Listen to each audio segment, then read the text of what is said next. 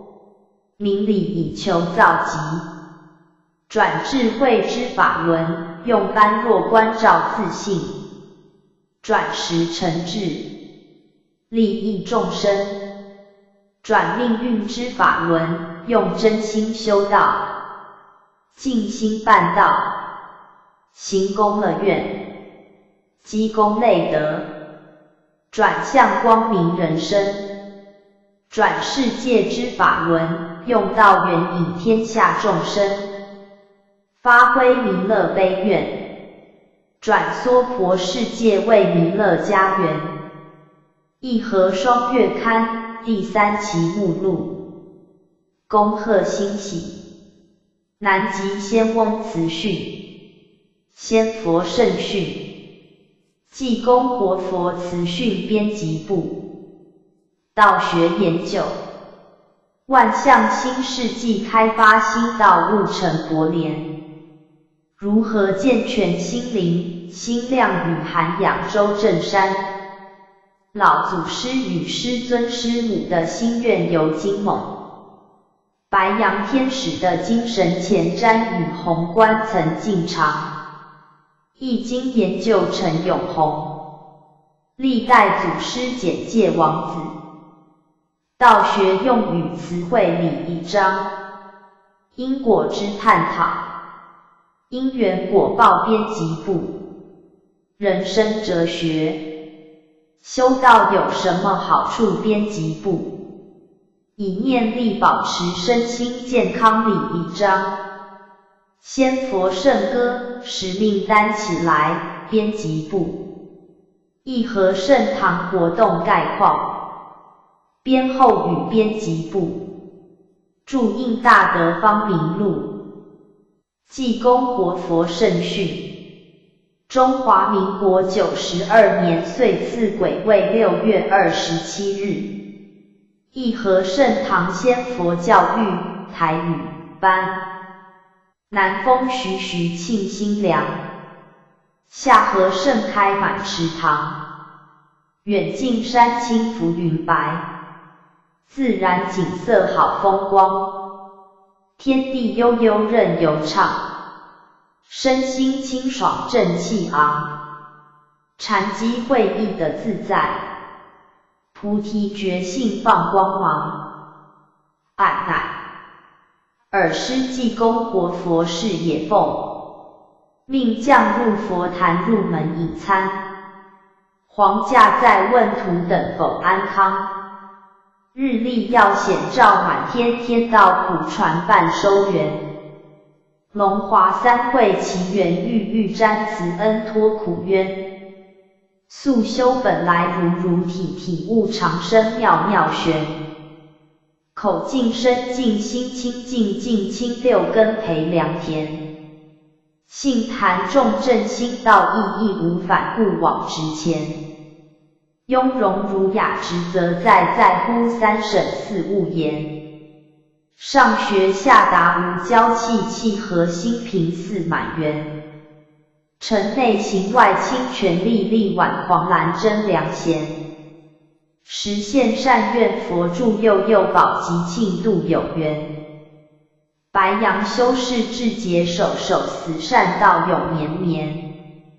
允直觉中圣贤效效法行亦不以偏，学而不厌会不倦倦容无有乐陶然，诚意正心去开创创业为坚守完全，人能弘道坚信念念念真实是上天，当仁不让勤精进尽能修办莫迟延，脚踏实的淳朴守住誓愿莫道边，和而不留智慧显出功夫非空言，抱定宗旨顺天意意念真实报恩典，收圆莫要做假事事在人为自责选，当机立断圣业造就圣贤莫结年，忍辱含和任劳苦而不愿效佛先，恪尽觉职了使命了自然反故缘，在生命过程当中百年光阴是无常。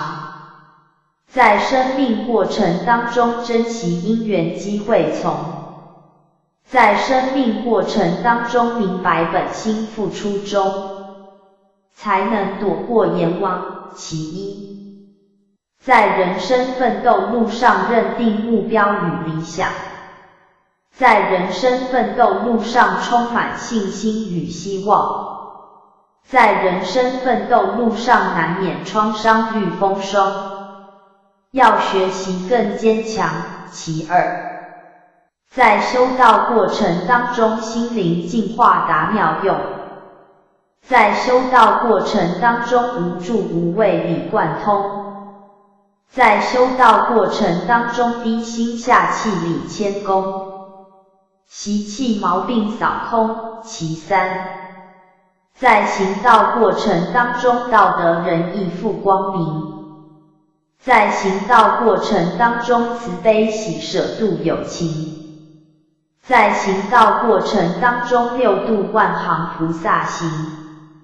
佛道佛果共振。其四，语记习气毛病扫空。调剂流转人生。清净明夜月色光照在空楼门。左思右想图离远天人各一方。各一方各一方各一方哪。心酸孤单夜夜长。其一，夜风冷冷吹夕为清净月光明。念念思途难相见茫茫道深亘。忽然间听见这孤鸟啼呐。心悲问途可知意。其二，深夜夜深白茫茫济公心沉重。恰想也是闲途郎恩爱名利贪。想到荼迷昧身目眶红呐。心情何时会轻松。其三，荣华富贵花上漏光阴莫虚度。半途走上修行路不管风和雨。遇逆境要克服不怕苦往。永不退转学佛祖。其四，语记司徒。调剂相思海。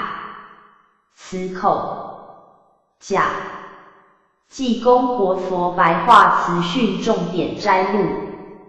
为何不录音录影？因为为师是名师不是明星，为师要和你们说的话要亲自到场，要有付出才能获得。今日录音录影，让外面未得到的人去听去看，他们感受如何？这种意义不同，来受佛光的普照，才会生出清净心、欢喜心，有每位徒儿的发心。人事物不同，意义也不同，你不可以执着于这形象，要敬鬼神而远之。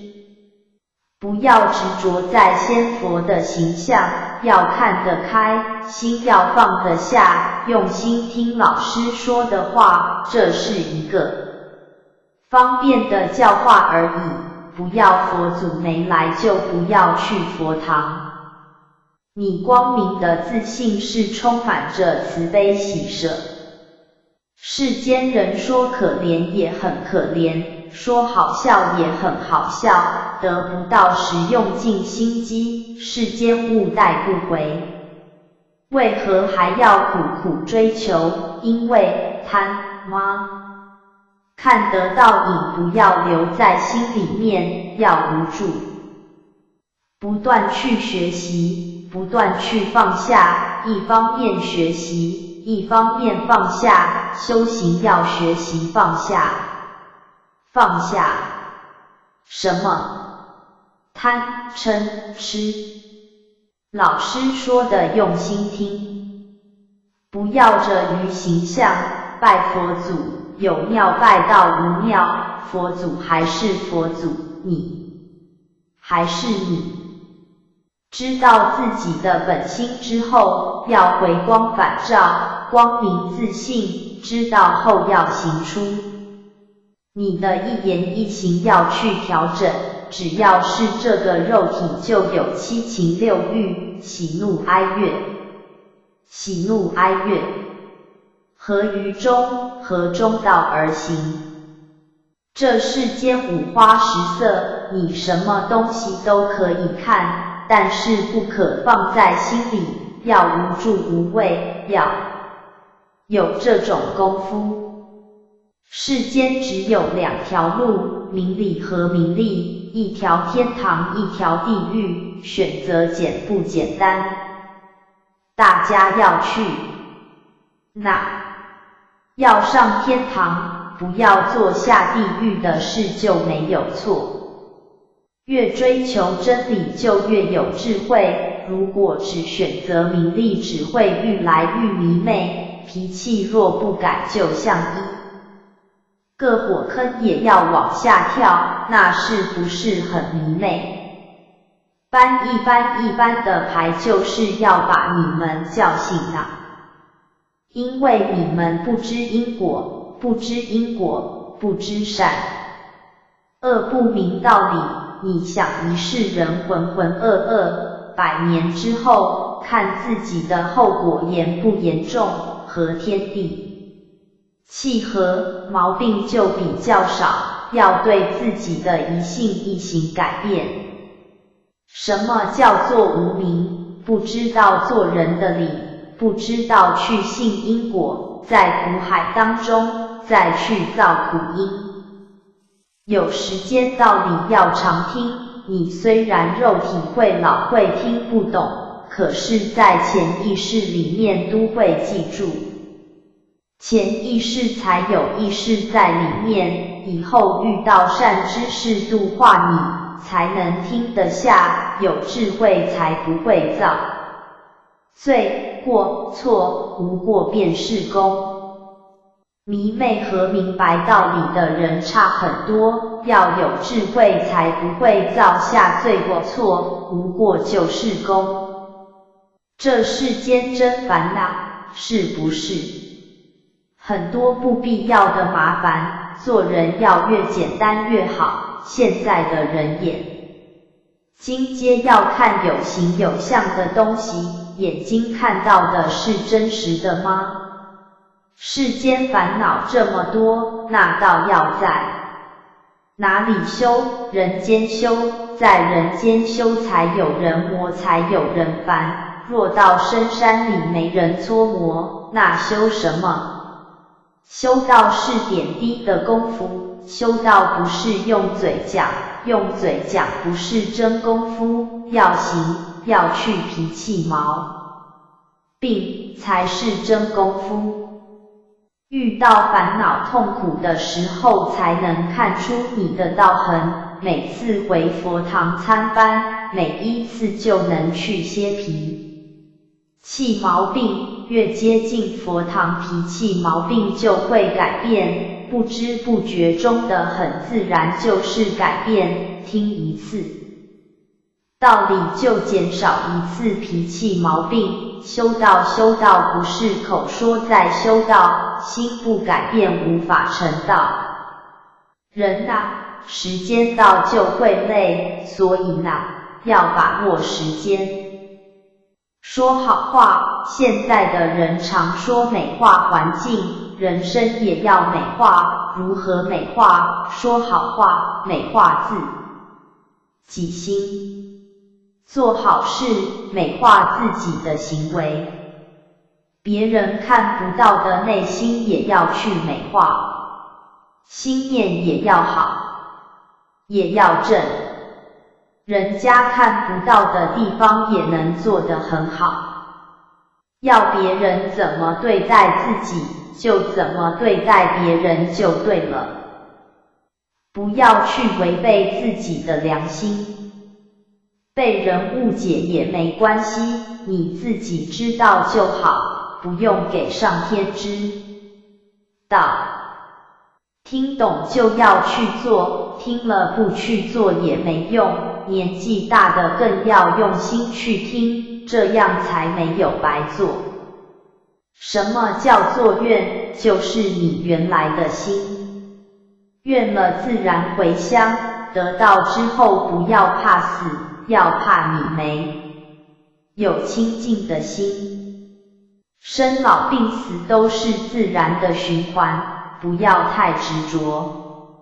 心不要太执着，有病要看医生。拿钱去看病和拿钱去布施，哪一个比较有意义？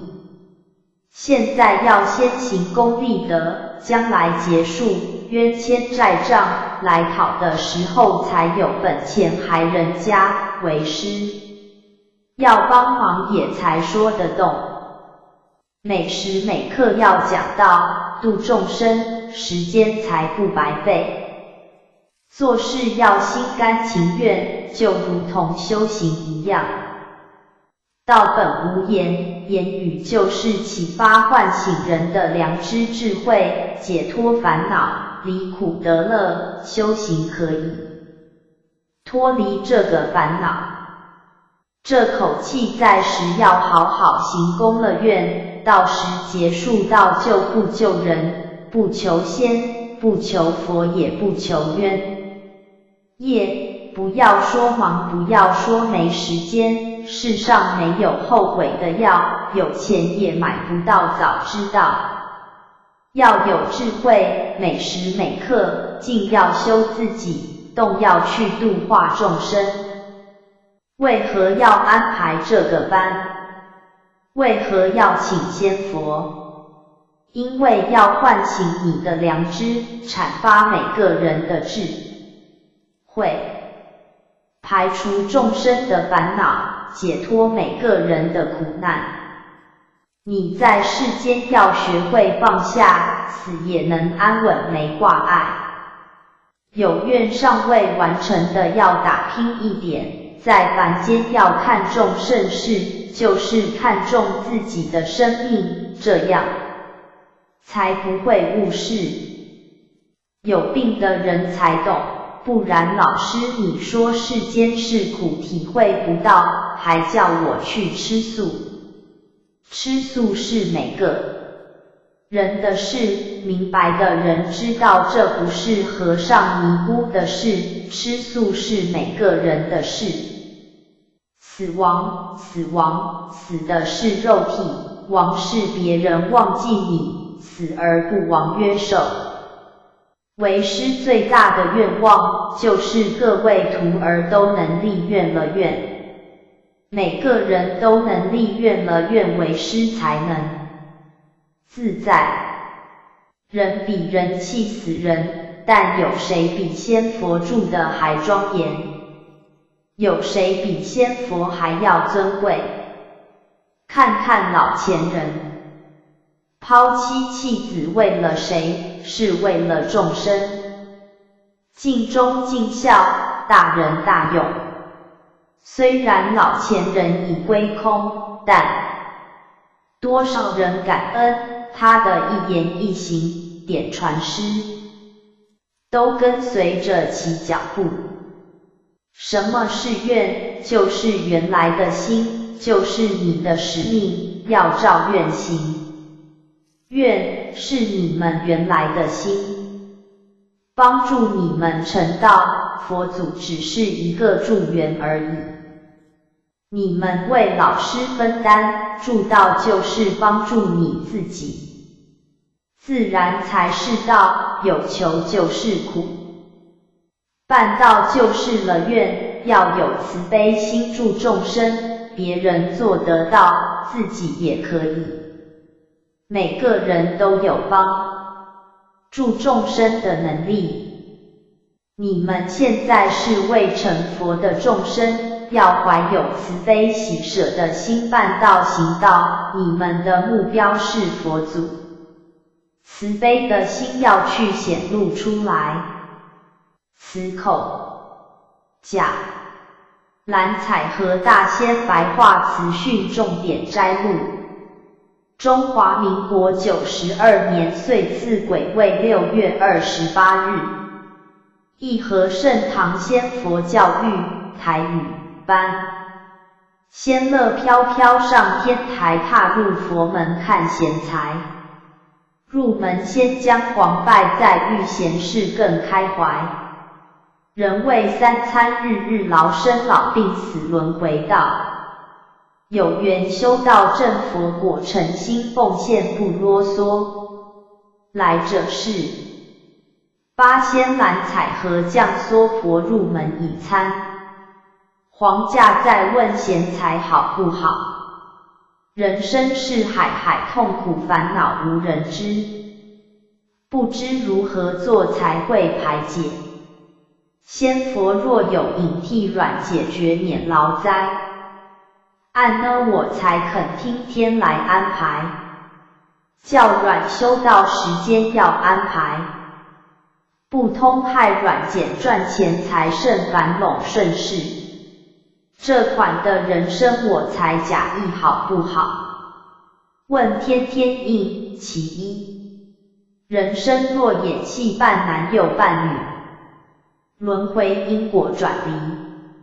有人痛苦过，有人笑眯眯，到底这是啥原因？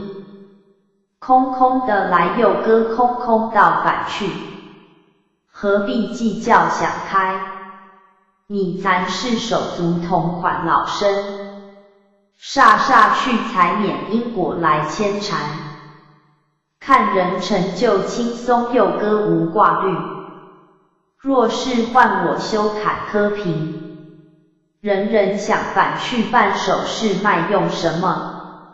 只有是功果德行修满圆。其二，调剂海海人生，雨季功果修满圆，人人掌上有五指，大头母功称第一，食指为人指方向，中指顶天立地高。其一，无名指上挂手指，小指虽小近如来，想要修行上天堂，赶紧打拼莲花栽。其二，调剂桃花过渡，雨季五指歌，蓝采和大仙白话词训重点摘录。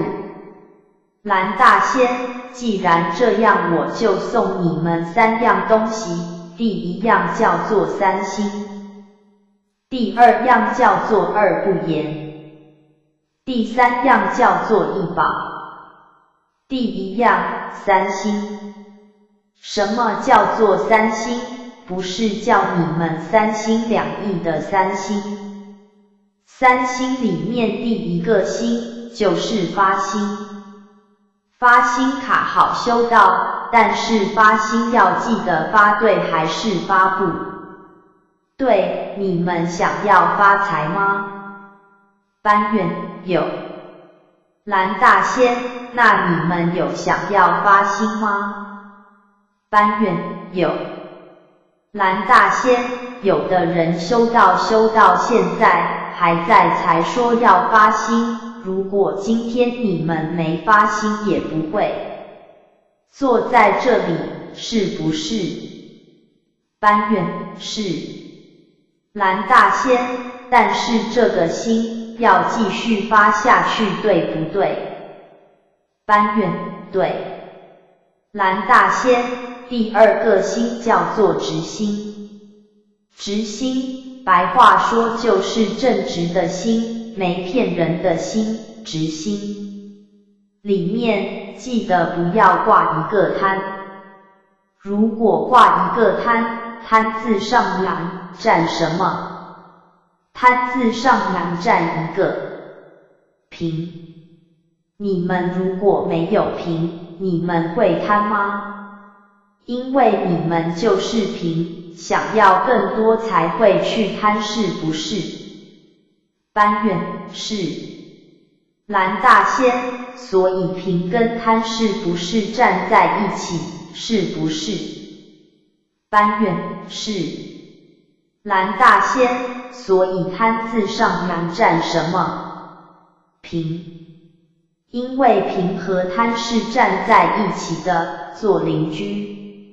直心里面若挂一个贪，这就不是直心了，这就是有所欲望的心，就不是真真正正直的心。你们如果沾到贪，沾到了平，代表你的心还有很多污染，所以你们才会去看外面想要更多，到时才来怨街，怎么被人家骗去，打拼一辈子整个都被人家骗去，人家在高兴你眼泪潸潸滴，这要怪谁？要怪自己。谁叫你们直心里要挂一字，那个字叫做平，叫做贪，把你害去，听得懂吗？再来第三项，叫做孝心。在凡孝顺父母，在天孝顺老，这叫做孝心。第二样，不言。不言什么？第一项，不言是非。说都很简单，但是同伴如果来，话匣子打开，就不是佛子大家来，而变成是非满是，这时候不叫做佛门大开，这个叫做是非门大开，冤亲债主都进来。第二项，不言天机。什么叫做天机？未来的事情，不要去猜，想那么多有什么用？这口气出去就不知道什么时候会进来，你想那么多，浪费你的功夫，浪费你的头脑，是不是？班远是。蓝大仙，只要你们把握当下，打拼现在，只要你们赶快，现在当下你们要做的事情，快去打拼，掌握住，这才是宝。第三样，易宝。易宝是什么宝？修道上戒好，修道拢全宝。你们修道有得宝吗？三宝。再来，走佛堂有挖宝吗？什么宝？孝心。不然你们怎么知道有两尊菩萨在你家，你们都把他们当奴才，是不是？班远是。蓝大仙知道宝在哪里否？自信自心，这个宝这样修道有好吗？所以这个宝叫做修道真正好。修道是最自然的，修道脸皮要厚，手脚要敏捷，要怎样敏捷知道吗？眼睛看到这位是人才，手脚就快一点，快渡人。我在变也只有那几招，自然简单，哪像你们都不简单，我一来就称你们是贤才人啊，告诉你们，修道自然，什么样的人最美？真心的人最美，没化妆。什么叫做真？本来就是这样，不造作。人只有2撇，但是再加一个人变几撇？班远4撇。蓝大仙再加一个人有几撇？班远6撇。蓝大仙，我再怎么说，写出来也只有2撇。我只有说3个人有几撇，加起来也是2撇。如果6撇就不算是一个人了，这2撇你不要小看他2撇，在道场中有它的意义可以说是阴阳，也可以说是真假。但是在我这里还有另一种解释，这两撇代表什么？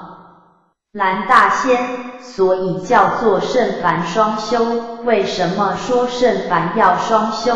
你们可以全舍全修是最好。因为只有一撇，一撇代表什么？人再厉害也不值添一撇。这一撇就是代表权，舍由天给你们画。你们如果没有办法，就要走双叉路，圣凡双修，再一撇。这一撇代表什么？真。再来一撇代表什么？假。真真假假，借假修真，对否？班愿，对。蓝大仙，再一撇代表什么？阳。再一撇代表什么？阴。在上阳那个人也有含义。那一撇叫做上天堂，凡是那撇叫做下地狱。所以说，人生路途有两路，由你们自己选择，莫耽误。天堂地狱皆有路，谨慎选择，莫踏错，以免后悔。知否？既然知道就要去做，我说这么多也要你们去做。白羊大戏人人演，只是角色不相同。别人的虽然精彩，但是看他精彩背后的酸甜苦辣，不用心羡，也不用怨叹自己的怎么那么难扮演，因为你的快乐是别人没有的，你的痛苦也可能是别人没有的，何必要看来看去，比来比去？要与自己的理想目标来比看。诸天仙佛的修持方法，何必看谁呢？人比人，气死人；人比仙，气死早超生。如果比不过，就要打拼做，知否？不要踌躇，不要犹豫，耽误的是自己，修到没有分年纪，一样都要学，不修不成仙，要广结善缘，缘结得深，结得阔，以后回去才好相看。如果结好缘结善缘，以后回去才会有人缘。人啊，警事要缓办，缓事即办，守一个中字，中庸才有道。此口甲，迈向新世纪，开发新道路。陈伯廉。一、前言。为迈向新世纪，开创新道路，我们身为一贯道弟子，要负起重大责任来替天行道，代天宣化的大任务。以下几点提供给各位浅参考。有诗为证：开普度度缘儿，体贴一称笑儿。龙华会上定果位，九品莲台享万年。兹以简单扼要奉告修办道应该认识的几项要点。二、要明理。师尊说不明理焉修道，明理之法无他，求其放心而已。我们大家所求的道是什么道？大家说什么一贯道？义者理也，贯者通达，道者路也，义者万物之母，数之源。一理通万里彻，伏羲是一化开天，得一万事毕。一贯者信心深通达之意，道者路也，亦即返本还原之路，可回老故乡之路也。我们今天进入21世纪，要迈向新世纪，开创新道运，希望大家各位同修感恩上天降下回天的经线路，叫做一贯道，是非常不简单，6万年来才有此一回，真是非常难得，信欲大审判大科期，善恶大分班，才有这机会，是非常时代正有。非常事，我们是修非常人，才能修非常道，办非常道，要真正踏实诚实老实朴实结实，要实实在在去修办道，否则不能超生了死。师尊慈训说，修道修心办道静心，绝不可以用嘴说，要脚踏实的，否则不能救。度有缘兄弟姐妹。3. 修道要明白宗旨。一贯道宗旨如下：敬天地礼神明，爱国忠士，敦品崇礼孝父母，重师尊信朋友和乡邻，改恶向善，讲明五伦八德，阐发五教圣人之奥旨，恪遵四维纲常之鼓励，洗心涤律，戒假修真，恢复本性之自然，启发良知良能之至善己，利利人己达达人，挽世界为清平，化人心为良善，济世界为大同。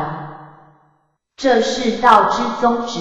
修道无背景，无作用，无组织，无不良思想，与社会无抵触，坦坦白白如水晶一般，光明大道。孔子云：有教无类。又云：公乎异端，私害也异，此为修道之宗旨，不可不言尊也。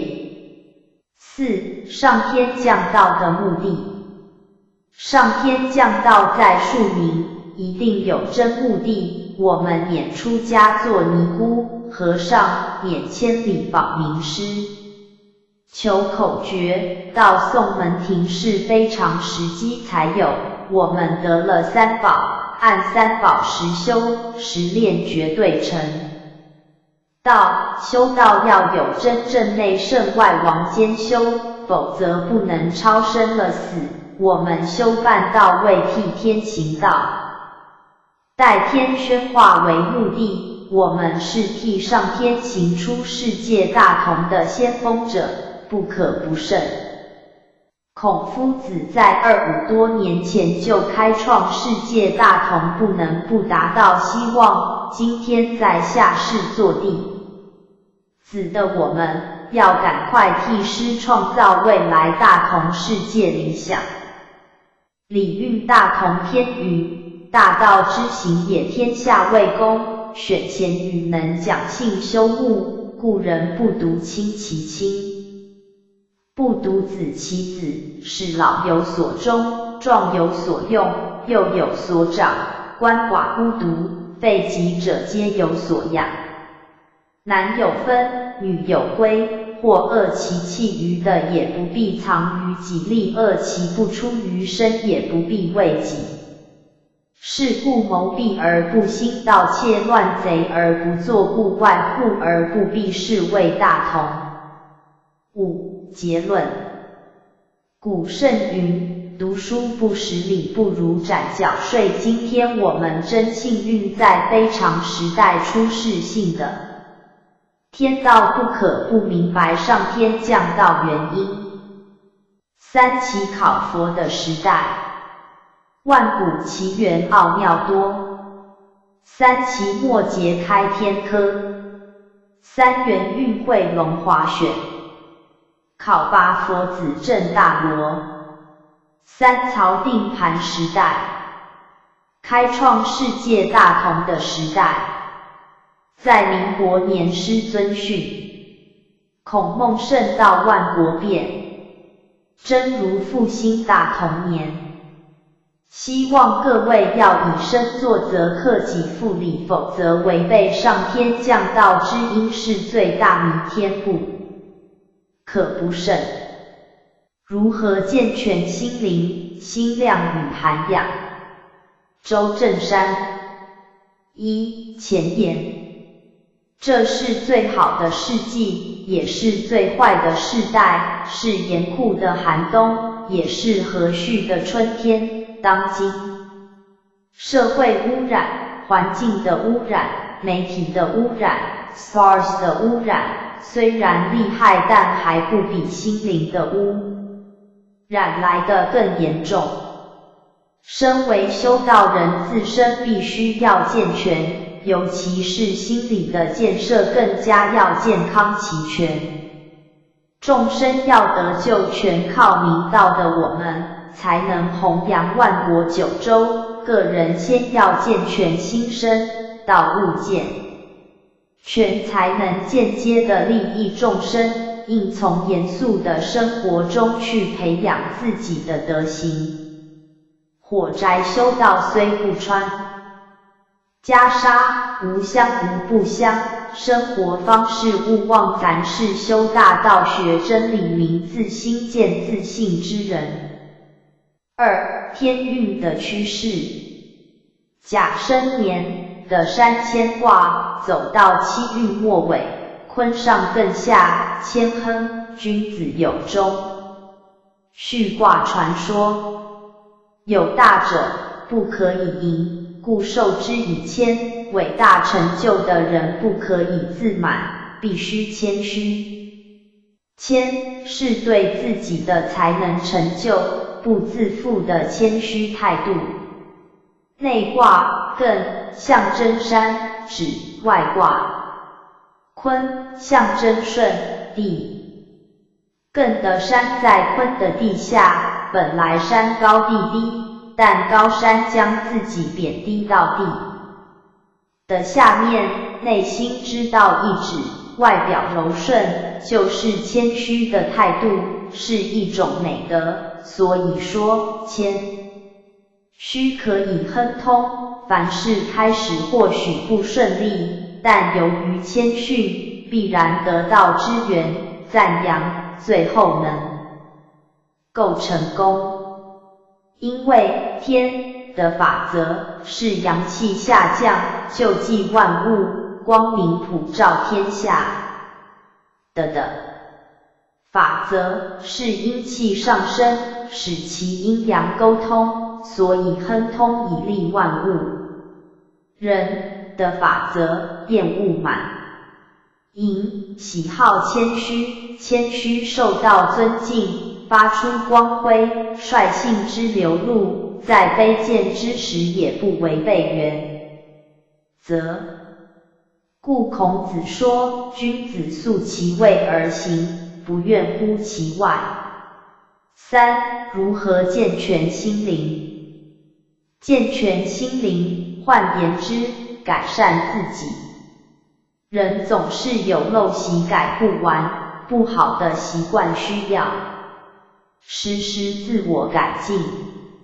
好的学很多，但进步只有一点点，坏的学不多，但进步很快。不好的行为、不好的观念及不好的口气，要不断的自我调整，不可墨守成规。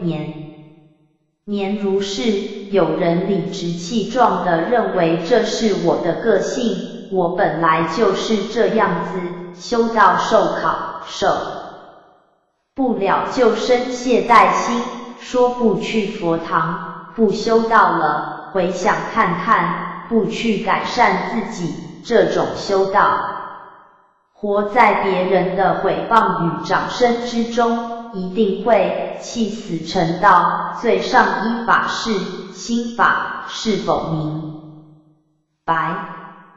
何谓心灵？同修们，有些人虽明得道，实无所得，别人心灵，为何我心不灵？道者心也，不明心焉能灵明？对心灵的自我无法健全，不清楚，盲修瞎练，无法了解它的真面目。六尘迷惑，60妄心，佛心隐，魔心现，正心失，邪心生，认魔为佛，认贼为父，认非为是，错用心乃是危险的修道士。无数次开的法会，莫非要来见？例如心灵的良知与良能，使心灵健康，心理健全，能但用此心去救人度人。若是心灵不健全者，修道路上就会产生变数，前车可鉴。如何自我健全？修道要自我健全，不是一直光靠别人或仙佛，懂得自我教育，自我的约束，自我精进，能够自知才能明白是非正邪，自重才能不受诱惑，自立才能自主生存，自信才能洒脱自在。学道贵在自如，一念灵明，识透大体，明白因缘果报，晓得拿捏，不然后果会不堪设想，小心亦失足成千古恨。这就是理念不健全，自我不清楚的缘故。故曰：心智无心神自定，一灵毒药照乾坤，修道无法一念灵明。起心动念，入色界就被色惑，入声界就被声惑，入香界就被香惑，入味界就被味惑，入触界就被触惑，入法界就被法惑。妄心欲动时，能伏之不动；妄心已动时，能制之不动。云：不怕念起，只怕觉迟。念起是病，不续是药，念念是明惑。无明能来觉破，达至无念矣。无念便无心，无心名为真心，真心名则净道。心不乱，不取两头，80全是汝之活用，转识成智，静心定神，截断诸心，打杀万缘，使心住心位，静住静位，心不外怨而内寂，静不内扰而外静，即至一尘不染，一念不生时，而得大自在。古人言：子欲明道，守义存真，三界所有唯是一心，此一点心灵之体，不可不知不明之，此乃最上不传之秘宝。4. 修道者应有的心量。健全性天中，培养心量广大，心转境优，面对多变的社会来更换人生的跑道。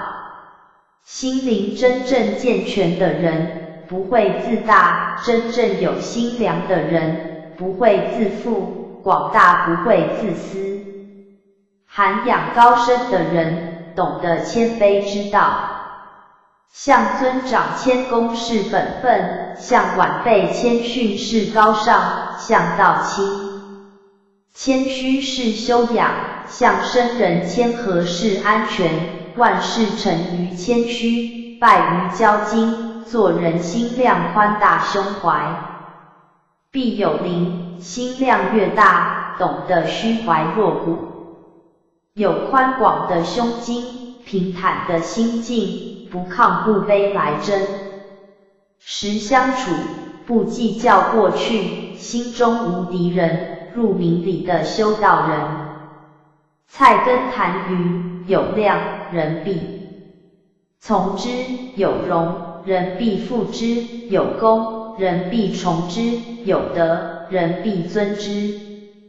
济公老师说：心字的故事，字中3点，心一个勾，解之。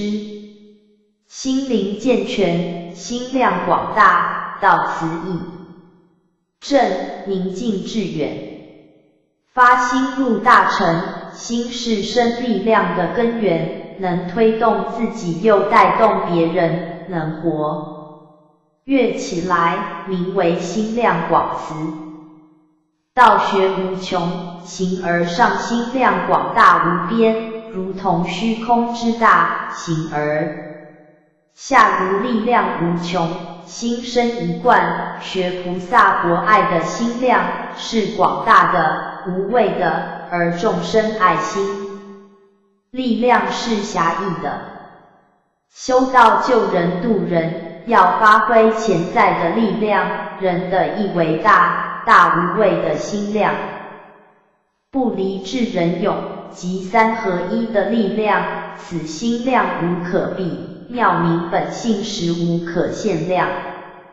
佛具有超能力的不可思议之心量，众生亦如是，自信心量犹如虚空，不可动量，透过修道的因缘，忏悔发心，使心量广大。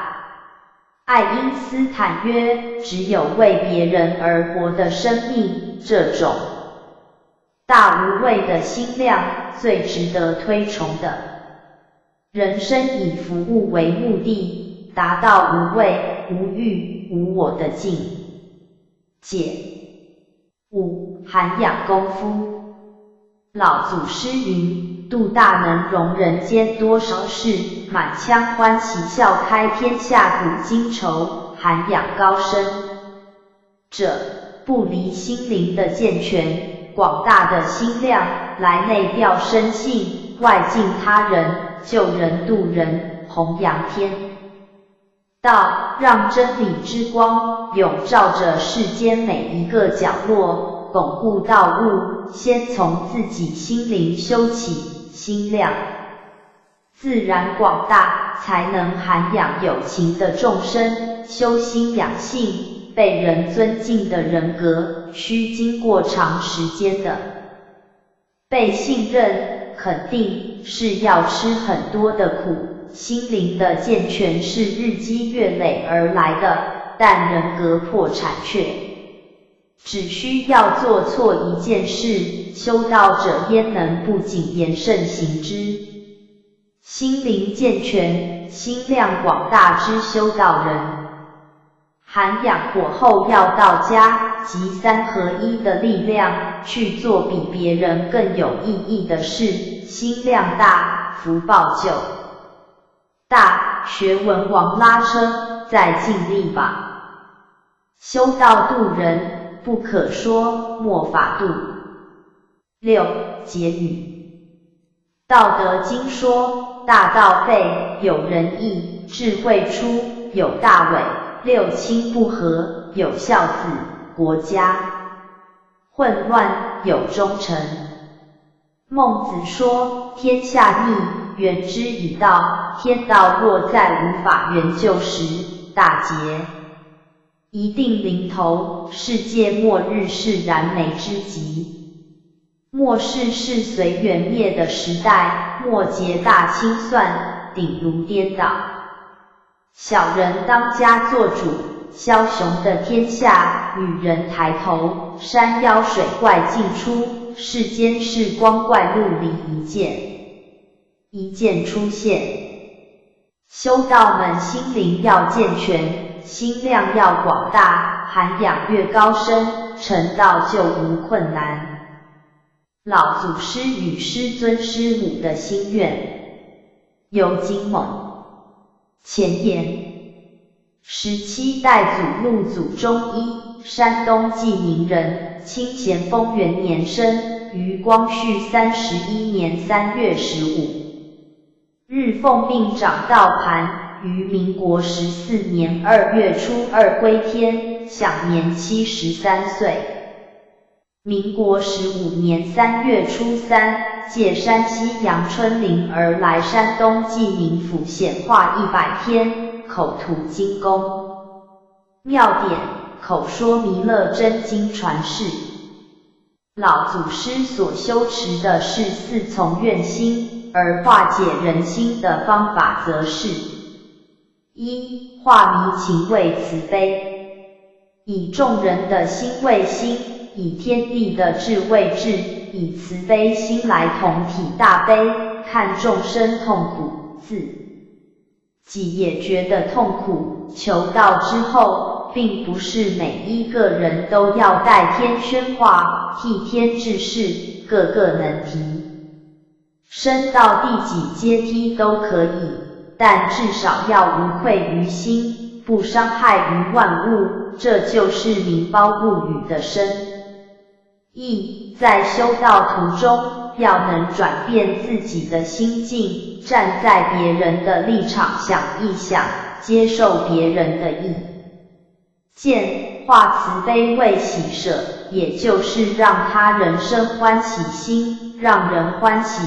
首先要注意仪态的端庄。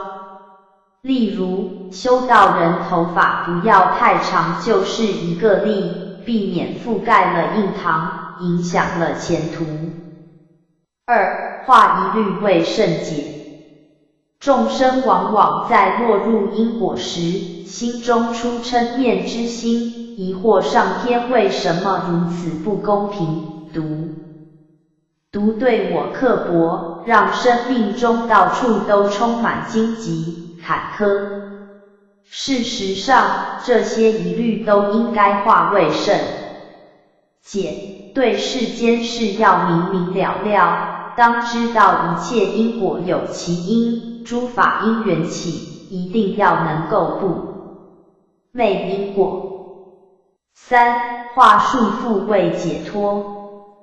佛规礼节算不上束缚，既然要修道，当然要有戒律，在修行与神通上，神通个人本身具备，但修行则由扎根做起，神通有如修行的果，修到几层就有时神通，有如树已长成自然结果，如果一心一意为攀果而砍树，将永远无法达到正等果。若由修行上的持戒、布施做起，就一定根固树长，开花而结果了。修行的意义并不是了解多少法，有什么神通，而是利益了多少人。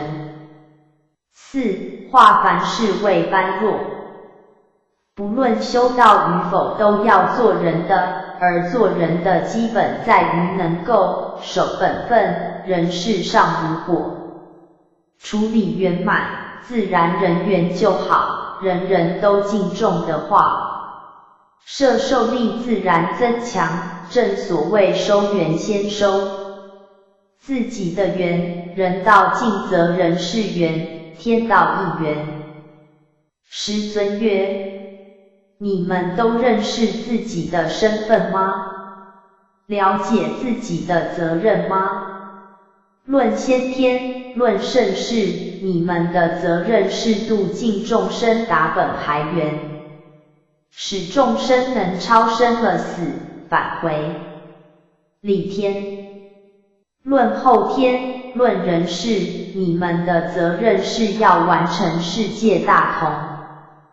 这双重责任是何等重大，岂容你们每天如此的轻松？你们什么都懂，做起事来却不刚强，以为是过去所看到的经得起考验的百中难取一二。为国家为天下众生，你们应该有志选择牺牲小我，完成更多大我的决心。圣成前无他法，除了牺牲二字别无他法。你们想一想，自你求道以来，你们牺牲了什么？世界已经乱到这个地步，科学利器多么恐怖，是否能达到和平的任务？科学家精心的研究，他们精神的结晶所发明的科学利器，早晚要用上，那时你将身归何处？难道你们情愿同归于尽吗？何不找个挽救之路，讲道德，说仁义，个人尽其心，竭其力，尽力挽转天下，使浩劫消灭。如今世界不和平，人类已接近禽兽，这怎么不叫老天震怒？怎不叫老天降下浩劫？凡事皆有其因，兴衰必有其果。你们有否志向把道理文化远播他处？你们想不想看浩劫以后的世界？个人事小，众生性命是大，不要贪恋眼前尘花，贪恋自己的享受，自己麻醉自己。只要你们好好的办道，替老天度化众生，你所得到的将超过你所预料的。你们不是观音大士身边烈女，就是孔圣的高才门徒，有的是释迦最得意的10大弟子500罗汉将士，你们乘愿而来，就要了愿而归。你可知天上有多少的圣神在等候？天上有多少教主在惦念你们前途，挂心你们的本性？这次修成一劳永逸，这种太便宜的事，何乐而不为？6万年的冤欠了于今日。你们既是往日圣贤之徒，就应该早日完成此志，不容你们再含糊，不容你们再随俗。你们想不想你的言语被传颂？你想不想肉身被装金身？你想不想你的精神永远不死？你们要好好去办，好好去做，使你许多的希望成为一种最圆满的事实，这是为师最大的心愿。5. 结论。师母曰：师心日悲泣，叛徒能明晰，手持沙笔，斜泪滴滴，眼观大地，缘子成谜。只有月会，日夜悲泣，满腔心语，向谁诉提？会悟静观凡尘的，诗心宛如刀割意，思潮起伏愁无限，肝肠寸断心如燃。白羊天使的精神前瞻与宏观。曾进场。1. 前言。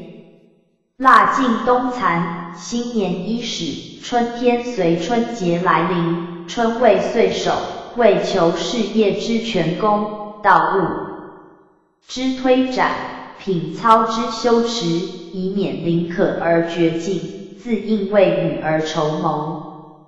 语云：1年之计在于春，其意亦即在此。我白羊弟子于此时此刻，人人当为未来而策划计起，约有功，而不须执光阴，宜做以下之努力。有为者，当立先天动的继往开来之志；有守者，当立正古烁今昔圣西贤之品，立乘风破浪之志，人皆羡之；立泰山北斗之品，人皆仰之。如此则为人间第一等人，可当天下第一等事。2. 天使是众生的公仆，道场的中间。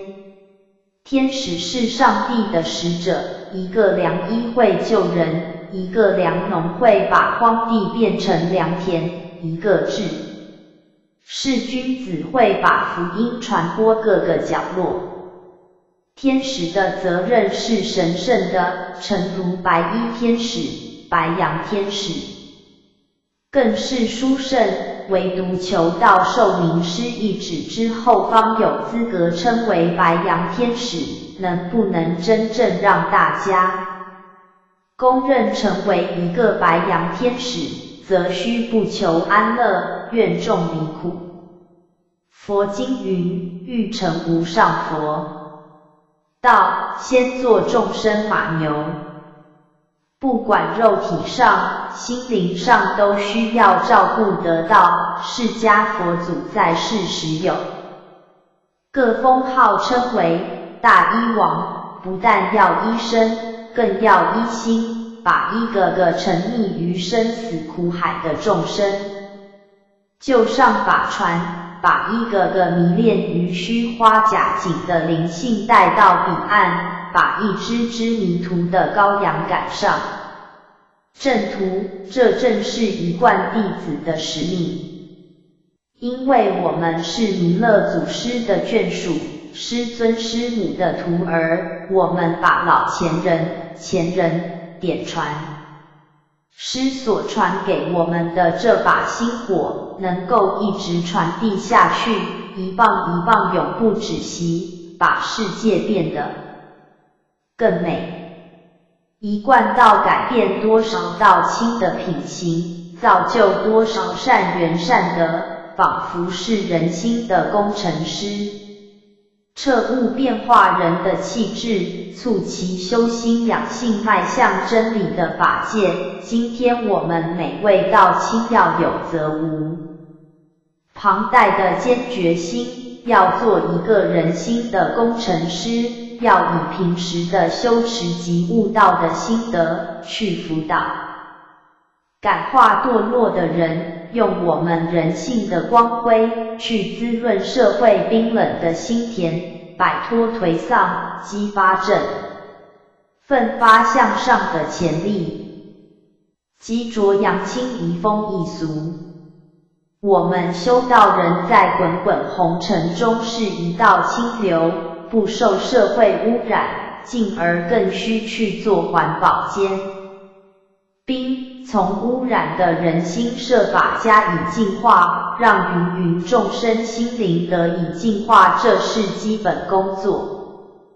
古人说，在山泉水清，出山泉水浊，我们清净的身心要保持不变，不受社会污染，做一个中流砥柱，顺俗而不流俗，舍己助人不求回馈，一贯大道重信讲义，坚毅不屈，忍辱负重，体认责任与使命，拿出勇气，即使是临危受命，也要做一个有热忱、有理想、勇于承担的大道使者，超越自己，运用智慧，付出行动，使命必达的目标，舍我其谁的抱负，加倍无尽的众生，大公无私，尽得修业。古人说，静以修身，俭以养德，非淡泊无以明志，非宁静无以致远。坚定信心，愿大利大。国父说，无心信其可行，虽移山填海之难，亦有成功之日，无信其不可行，虽反掌折计之意，亦无成功之期。有道是，愿大利大。如果我们能积极地、具体地为自己设立一个愿景，有一天我们也能克服自己的弱点，重拾美丽的人生。只要你天天仰望菩萨，即使不能成为菩萨，毕竟也有点神似应有的目标。做弥勒收圆的健将，继往开来的使者。3. 前瞻与宏观。前瞻未来远景可期。一个人不能没有志向，胸无大志不能成大器，相信没有人愿意向自己交白卷。道场是永续经营，掌握社会进步脉动，在创新局达成师尊师母圣德无疆会，命长存，一贯道真传要传承，圣学要传承，佛堂要传承，道场要传承，我们不能短视障碍到忘继承，应有前瞻与宏观，以更积极的作为来培育人才，立冬夏令成。常营人才教育班、启慧教育、经典班、经中班等等，为迈向万国九州做准备。修道人必须有宗教家的胸怀，引导众生进入圣门；办道人必须有企业家的眼光，冷静的智慧，睿智规划中长程的发展目标，逐步实现，不可求尽力影响大体。讲道人必须有教育家的精神，学而不厌，诲人不倦，循循善诱，讲求方法，培育道亲一代比一代强，道路才有美好的前途。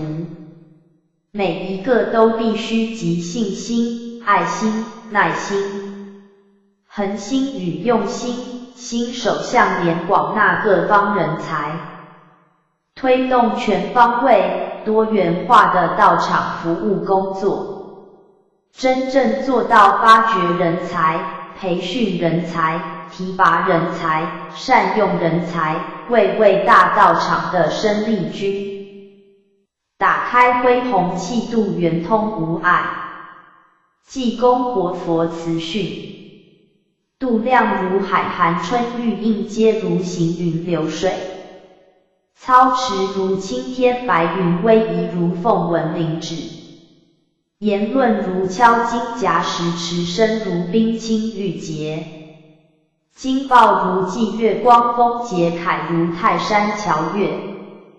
虽然有远大的志向，超越眼光，洞烛先机，但在内圣方面是有所欠缺，内修更要加强，待人活用化，处事单纯化，观念正确化，遇到逆境如何化解。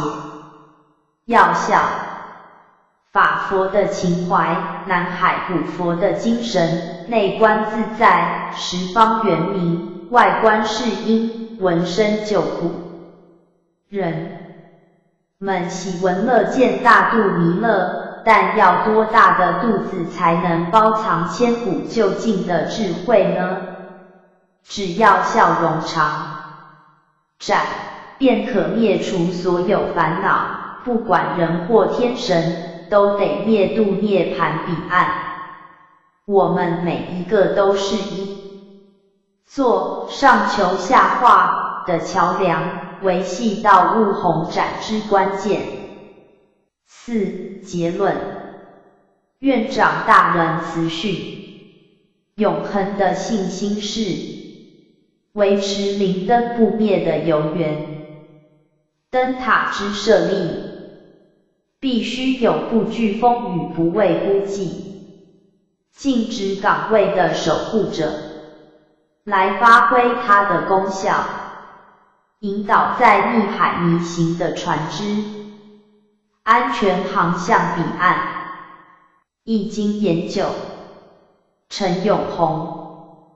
第一节，研究易经的好处。1. 前言。中庸曰：人亦能知己百之，人实能知己千之，果能此道矣。虽愚必明，虽柔必强。2. 开班的因缘。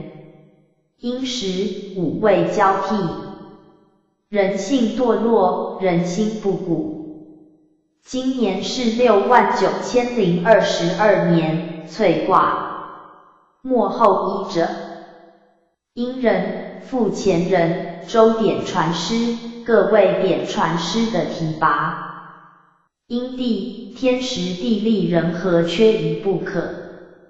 因事净化人间，美化人生，度化众生，弘扬中国文化。3. 未敢接触易经之原因。常闻古人说，学艺要10年，方能进入易经的门内，方能洞明造化的机运。历来的易经版本及注释浩如瀚海，不下1000万种，不知阅读哪一本书。没有名师的指点，不得其门而入，焉得易学宗妙之美。易学的范围深广，往往好手人无法穷易经之奥，钻进容易，钻出难，于是忘，而却不敢尝试。易经包罗万象，摸索不惯，我的学历学识未具足，不敢踏入易经的领域。其他4. 研译后的感触与提升。深觉易经是涵盖宇宙、人世及一切事物哲理的一部百科全书。易经涵盖3家奥旨，深入钻研，可达到通天下之治、定天下之业、断天下之宜。系辞传14章1节。言亦可达乎？与天地合其德，与日月合其明，与40合其序，与鬼神合其吉凶，之大人境界。干卦文言。透过易经的研究，可体会古往今来道统的演技及诸佛菩萨圣贤的心法。学易可净化心灵，美化人生，度化众生。易经是人人可读，家家可晓，越是体悟越觉是无尽无限的心灵境遇。5. 研究易经的好处。可以改造命运，可以改恶向善，可以趋吉避凶，可以提升心灵，可以性命双修。6. 易经到底是一部怎样的书？代表中国的3大部书：文学《诗经》，史学《书经》，哲学《易经》。7. 代表中国的3大部圣经：《论语》、《道德经》、《易经》。8. 易经为宇宙之书，易之3易：不易、简易、变易。易之内容：义理、艺术、意象。易之推演：宗教、天文、数理、兵略、音律、医道、释法、修道。易为君子用，不为小人谋。9. 由干卦出爻论易的奥旨。干卦己含天地人及6爻的概义。干卦出9爻辞：潜龙勿用，之引申。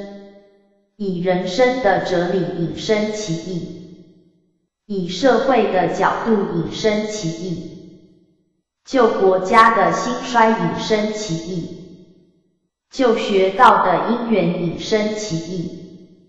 A 儒家。子贡曰：有美玉于斯，运馈而藏诸，求善假而孤诸。子曰：孤之哉！孤之哉！我待假者也。论语子罕篇。子曰：贤哉，回也！一箪食，一瓢饮，在陋巷，人不堪其忧，回也不改其乐。贤哉，回也！论语雍也篇。B 道家。老子曰：大成若缺，其用不弊；大盈若冲，其用不穷；大直若曲，大巧若拙；大辩若讷，燥甚寒，静甚热，清静为天下正。老子45章。C 佛家。六祖坛经改慧能祖师慧性极高，然因时机未到，先于湖北东禅寺者草场去。破柴踏对，历8个月的磨练，后来虽得到五祖、弘忍的衣钵，人的隐遁于猎人队中15年。这隐的禅机与本谣相通。徐勤亭博士大赞此谣曰：在天子则当传位，在公卿则当退位，在士子则当进修，在贤人则当隐逸，在商贾则当呆甲，在战阵则当左次，在女子则当眼旗。10. 结论，易经系辞传曰：广大配天地，变通配40，阴阳之意配日月，易简之善配至德。子曰：易其志矣乎！夫易，圣人所以崇德而广业也。易经研究班活动预告。新义义和盛唐人和单位易经初级班定于年月份开班，麻豆、社头、高雄、台中各一班。易经高级班定于95年5月份开班，善化、社头各一班，请有志者报名参加。电话678325559。手机92121193，后学陈永红敬上，历代祖师简介。王子兹江东方前18代祖师依序介绍如下：第1代伏羲圣帝。伏羲圣帝姓封氏，教明殿于畜牧，并制嫁娶。王天下后，天视龙马于河，且养则观象于天，辅则观法于的，观鸟兽之文与的之宜，近取诸身，远取诸物，使作先天八卦，以通神明之德，以类万物之情，继而阐扬道宗，而道脉一线相传。伏羲圣人。伏羲的诞生，为华胥女子吕雷泽中的脚印而感生。吕氏在高梅求寺，随着神师行吕的舞蹈，然后与神师坐席感生的仪式。雷泽神为龙生人头，所以伏羲也是蛇生人面。帝王世系的神话就是所谓的三皇五帝，都具有些共同的性质，始祖神的奇特造型，常以人兽合形的形象出现在历史的舞台上。其实这是图腾神物，人类社会在长期生活取一种与自己群落有神秘关系的动物作为象征物，始祖神的感生神话及其形象就是这样。伏羲的出生是典型的感生神话。华胥之国为人间乐园，乐园中的圣女道雷泽出游，就按照当时的求子仪礼，用脚去接触神师舞蹈的脚印，一触之后，生子领救，受了感动，后来果然怀孕生子，就是伏羲。那脚印应该是雷神所留下的，据说雷泽中有雷神，龙生人头。海内东京，伏羲是乃上古三皇之一，另一传说中的伏羲。伏羲又叫密羲，或叫豪羲。此外还有伏羲、包羲、包羲、伏羲、炮羲、伏羲等。都是古史上所记载的伏羲译名的不同写法。这伏羲也是我们祖宗里一位很有名的人物。三皇之名首见于周礼春关外史事，并散见于楚辞、战国策、秦策、庄子等各家言论之中。据《史记》所载，树太袍羲氏，封姓，代遂人氏而起，母为华胥之女，因吕巨人足击于雷泽，而于陈既生伏羲。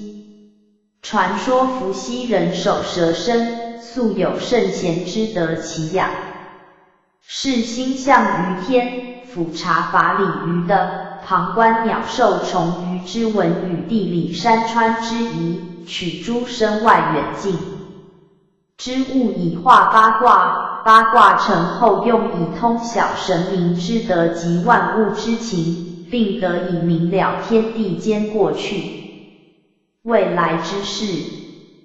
伏羲大帝德则广被世人，他教导百姓结绳为网，捞鱼捕鸟，驯服野兽，又普遍推广熟食，将光明的火交给百姓，脱离蒙昧，迈向文明。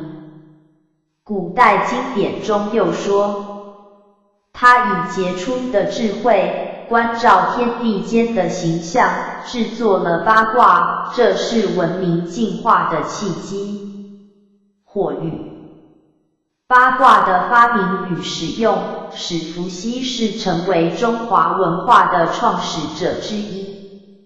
其曾制造书契以代节，神迹事，文集于是产生，又制定男女嫁娶之仪，沿袭至今，命乾隆氏造甲子，以明岁时配天位，干配的位，枝干相契，以为四象纲纪。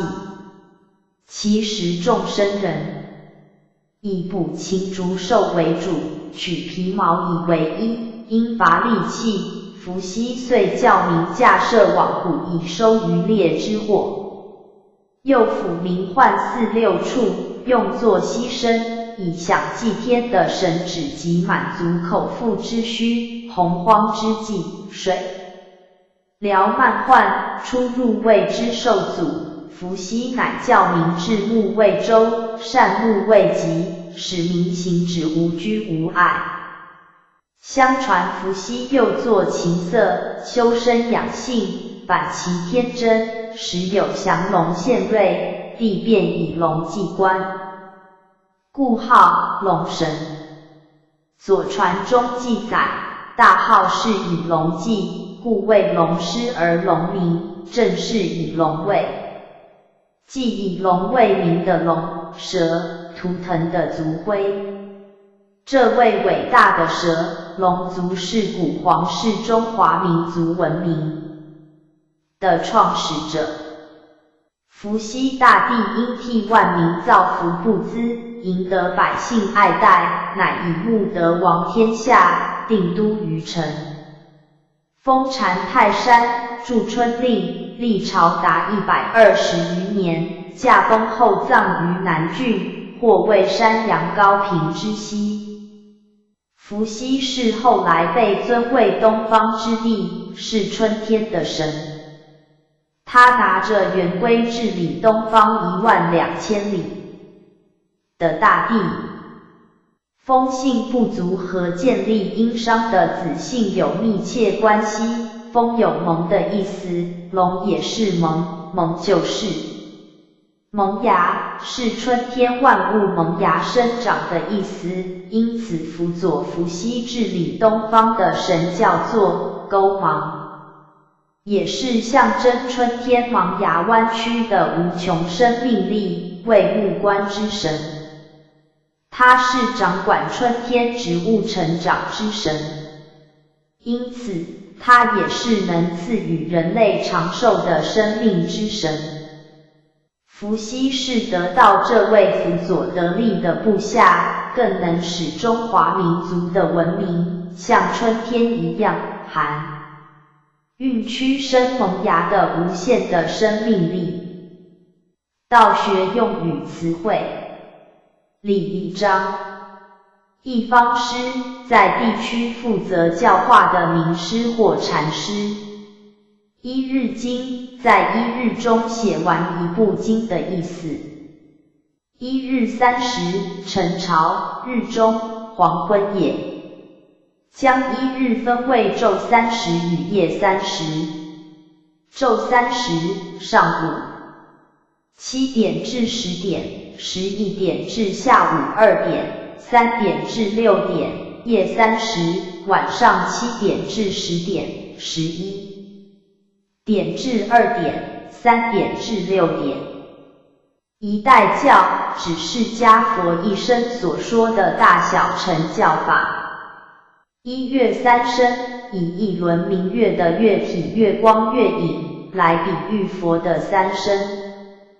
宝王论曰：法身如月体，报身如月光，应身如月影。一中，摄其实普及于一堂之中也。一中一切中，当修空假中3观之中观时，应观不只是假才是假，就是空和假也，都是中。一九之身，指极乐世界9品往生。一九之教，指弥陀9品莲台的教门。一四句偈，指一个由4句话所构成偈文。一四天下，在须弥山四方有4大洲，即东胜身洲、南赡部洲、西牛货洲和北俱泸州，此4大部洲皆为同一日月之所照临，故称为一四天下。一生入妙觉，在此一生中即能登入妙觉佛位。天台宗说轮为10等各宗法门，天台宗说轮为10等各宗法门，非经3大阿僧只劫不能达到佛位，而天台宗的圆顿妙觉，若信之行之，即能在此一生中由凡夫地位一跃而登于妙觉的佛位。他如密宗等亦主张3密相应，即生成佛的一生补处，尽此一生即能补到佛位的意思，为最后生菩萨的别号，如现居兜率天的弥勒菩萨，即是一生补处菩萨。一字3礼，在书写经文的时候，每写一个字，礼拜3宝3次。一字不说，佛虽对世人说了84000个法门，但他所说的都是清正之境，非言语文字所能描述，而且他所说的法本来如是，非佛创说或是说了之后才有，这样虽说痛未说，所以说一字不说。亦多相容不同门，十玄门之一。一成一切成，一人成道即万人成道，又一事成即万事成之意。一行一切行，指一行中具一切之行也。亦如观音、萨3观音之一，未成于非行之相。一佛成，唯一能令人成佛之教法。一佛土，一佛所化度之国土，其范围是一个3000大千世界。一佛净土，一佛的净土，是指阿弥陀佛的净土，即西方极乐世界。一佛世界，一佛所教化的世界，同一佛土。一念相应会，是定慧相应之一念，理智相应之一念，将成佛时之智慧也。一成经，法华经之别名。义成法门，义成之法谓入佛的之门故。法华经所说之法门，一来相，四相之一；一来果，四果之一。一因教，佛只以一种声音来宣说一切教法。一为成，一个即为分子。一即六，谓于眼耳鼻舌身意的六根中，若有一根已经返不归真，则其他五根也会跟着获得解脱。一弹指，比喻极短的时间。一转语，参禅时转机的一语。一道神光，为自己本具的光明，即虚灵不昧之星光。一道无畏心，真言宗所立十住心之一。一者，有言一事也。一原香，在禅门为物之对照而出之原香也。一时，一事为一，实是实香，其只为一而真实的香，也是真如之意。一时成，一时的教法，其教法能成改人至涅槃的彼岸，故名为成。一时观，一时的观法。一时相，一切事物的真实相。一时相应，又名诸法实相应，四法应之一。一时相就是一切事物的真相或真理。应就是应气，佛说一切大乘经，皆以实相的道理来印定其说，外道不能杂，天魔不能破，如有实相应者，便是佛说，否则便是魔说。一时无相，在唯一而真实的道理中是毫无虚妄之相的。一时圆顿，是赞叹法华经教旨的话，法华经所说的一时里，具有圆顿之功德。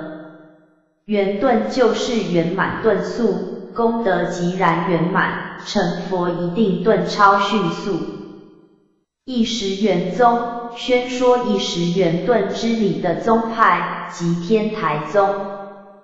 一时圆成，说明一时圆顿之旨的教法，指法华经而言。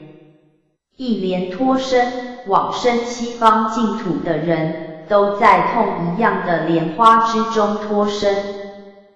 一堆变身，只听一句话即能开悟之意。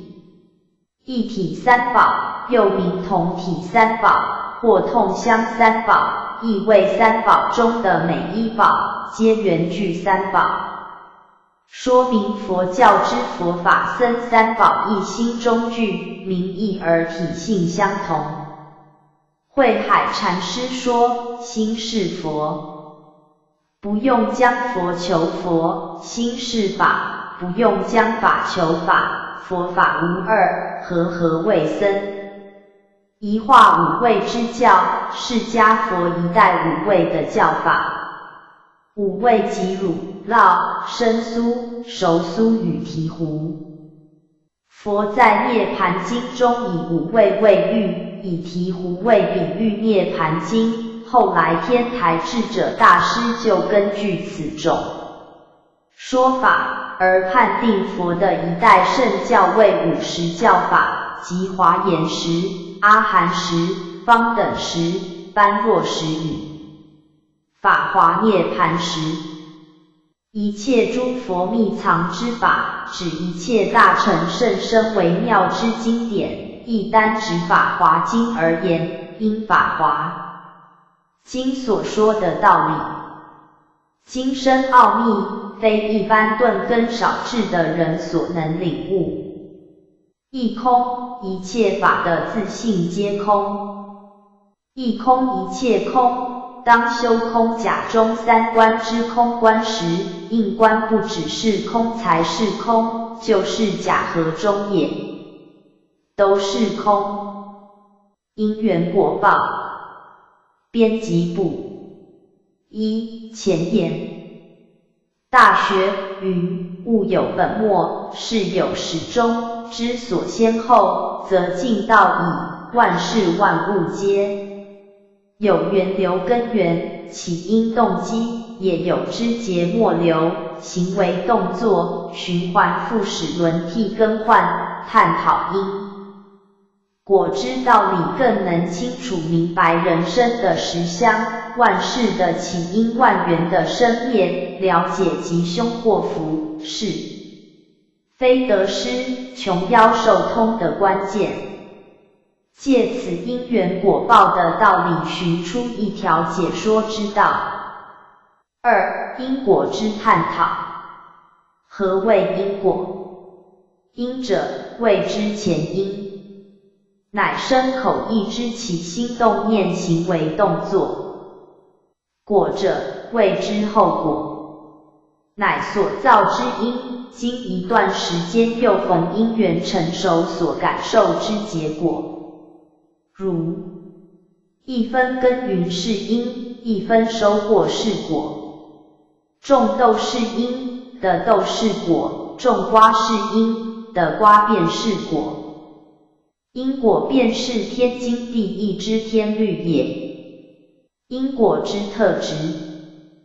不相信因果之人，一听到因果报应便视为迷信；相信因果之人，是因缘果报为神秘不可思议之现象，皆不能正见因果所致。所以学道修行，如能对于因果之道理能正知正见，就不会被幻相所迷惑，事相所颠倒，而能起正信。因果之特质是什么？必然性，就是决定性，种什么因，结什么果，有种因就有结果。如我们所识，知道米是由稻米之种子经由播种、施肥、灌溉、除草至开花结成稻穗，从种子而结成果实，就是必然性。所以说，种什么因，结什么果；种善因，结善果；种恶因，结恶果。恶有恶报，不是不报，日子未到。易经云：爱人者人恒爱之，敬人者人恒敬之，就是决定性之结果。不灭性，即是恒久长存之意。道德经云：祸福无门，为人自招。因缘果报的发生，必定有前因存在，这就是天理。天理是公平的，就因为它是公平的，所以叫定律、定理。不因为人事的更替、时间的逝失、空间的变移而消失。世尊云：历经千万劫，所造业不亡，因缘会遇时，果报还自受。这是因果之定律，也是它的不灭性。隐为性，隐者难测也，为者难见也。因果之隐为性，就如浮于海中之冰山，只见露出小小的部分，其余难测难见也。也犹如冰山之一角，难窥其全貌也。不因为眼睛看不见而没有，不因感觉不到而不存在，不因尚未来临而消失，更凸显出因果之可畏性、复杂性。众生是生起众多因缘之种子，也是众生多生命共同生活在一起，有不同因果关系，不同的因果报应，娑婆世界人间的穷妖寿通，富贵贫贱，贤智不孝与愚痴，三恶道之地狱道、畜生道、恶鬼道；三善道、天道、人道、阿修罗道；四圣地、佛、菩萨、辟支佛、罗汉。总计10法界，让人可见因果之多元与复杂性。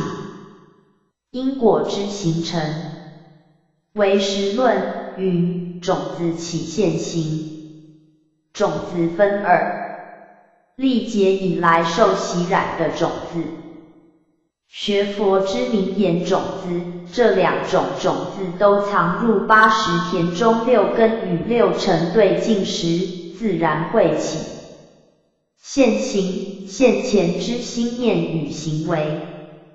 受习气污染之种子在根尘对境时，如一念之愚痴，或是生一念无明而受迷惑，或是一时丧失理智不知回光返照，就会生起恶心念，与造下罪过错，自然要由自己去承担后果和接受报应。如在恶果报当中又不知忏悔醒悟，又生恶因相熏相袭又相引，杂念流转，恶行昭昭，那真要长成苦海了。这是种恶因得恶果之形成。学佛之名言种子，如能时时护持善根，增长信念，精进善行，常行智慧关照，破除贪甜痴爱，端正身口意，不造罪过错，自然种善因得善果。所以因果之形成在于自作自受。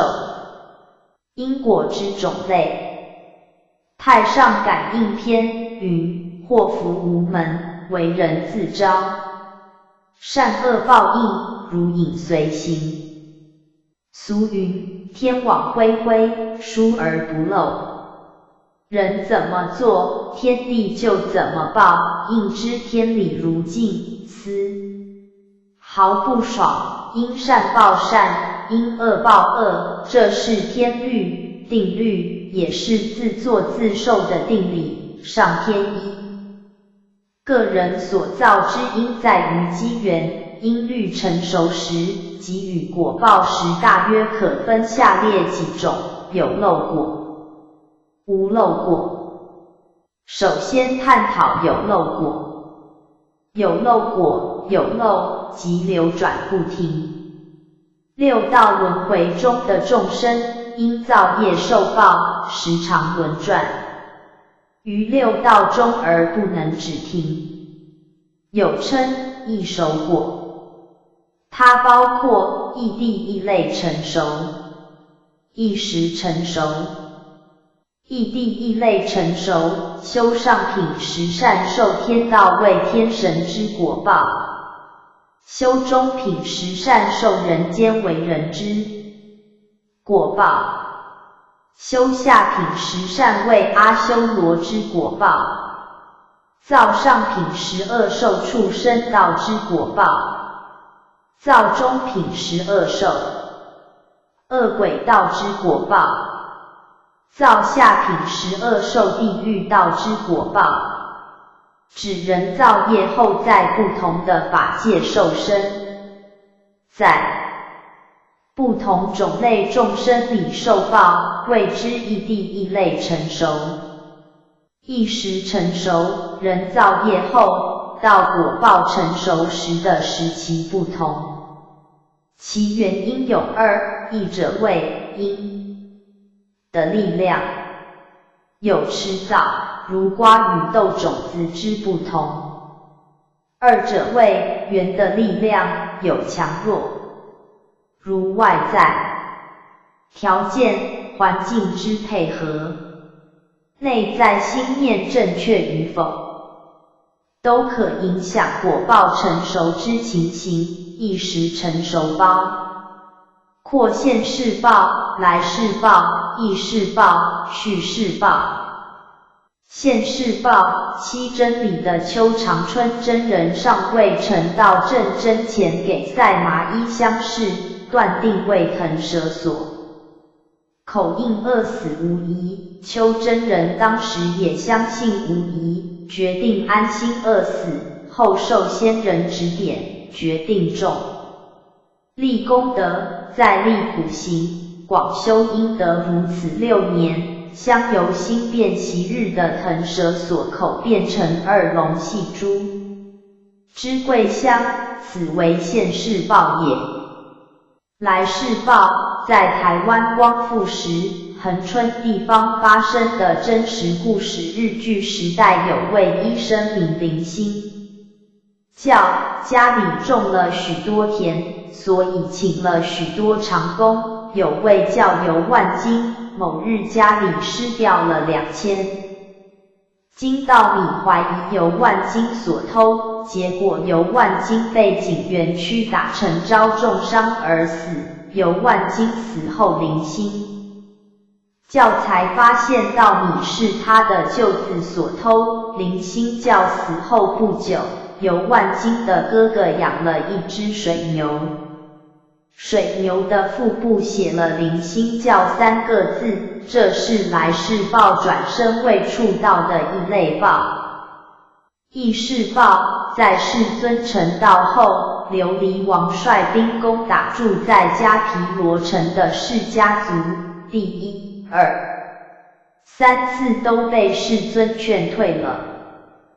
到了第4次，世尊知道果报已成熟，琉璃王的军队将整座城包围并杀死许多人。当时目犍连尊者以神通力将较善良500人收到玻璃飞到城外，将这些人导出，却变成血水。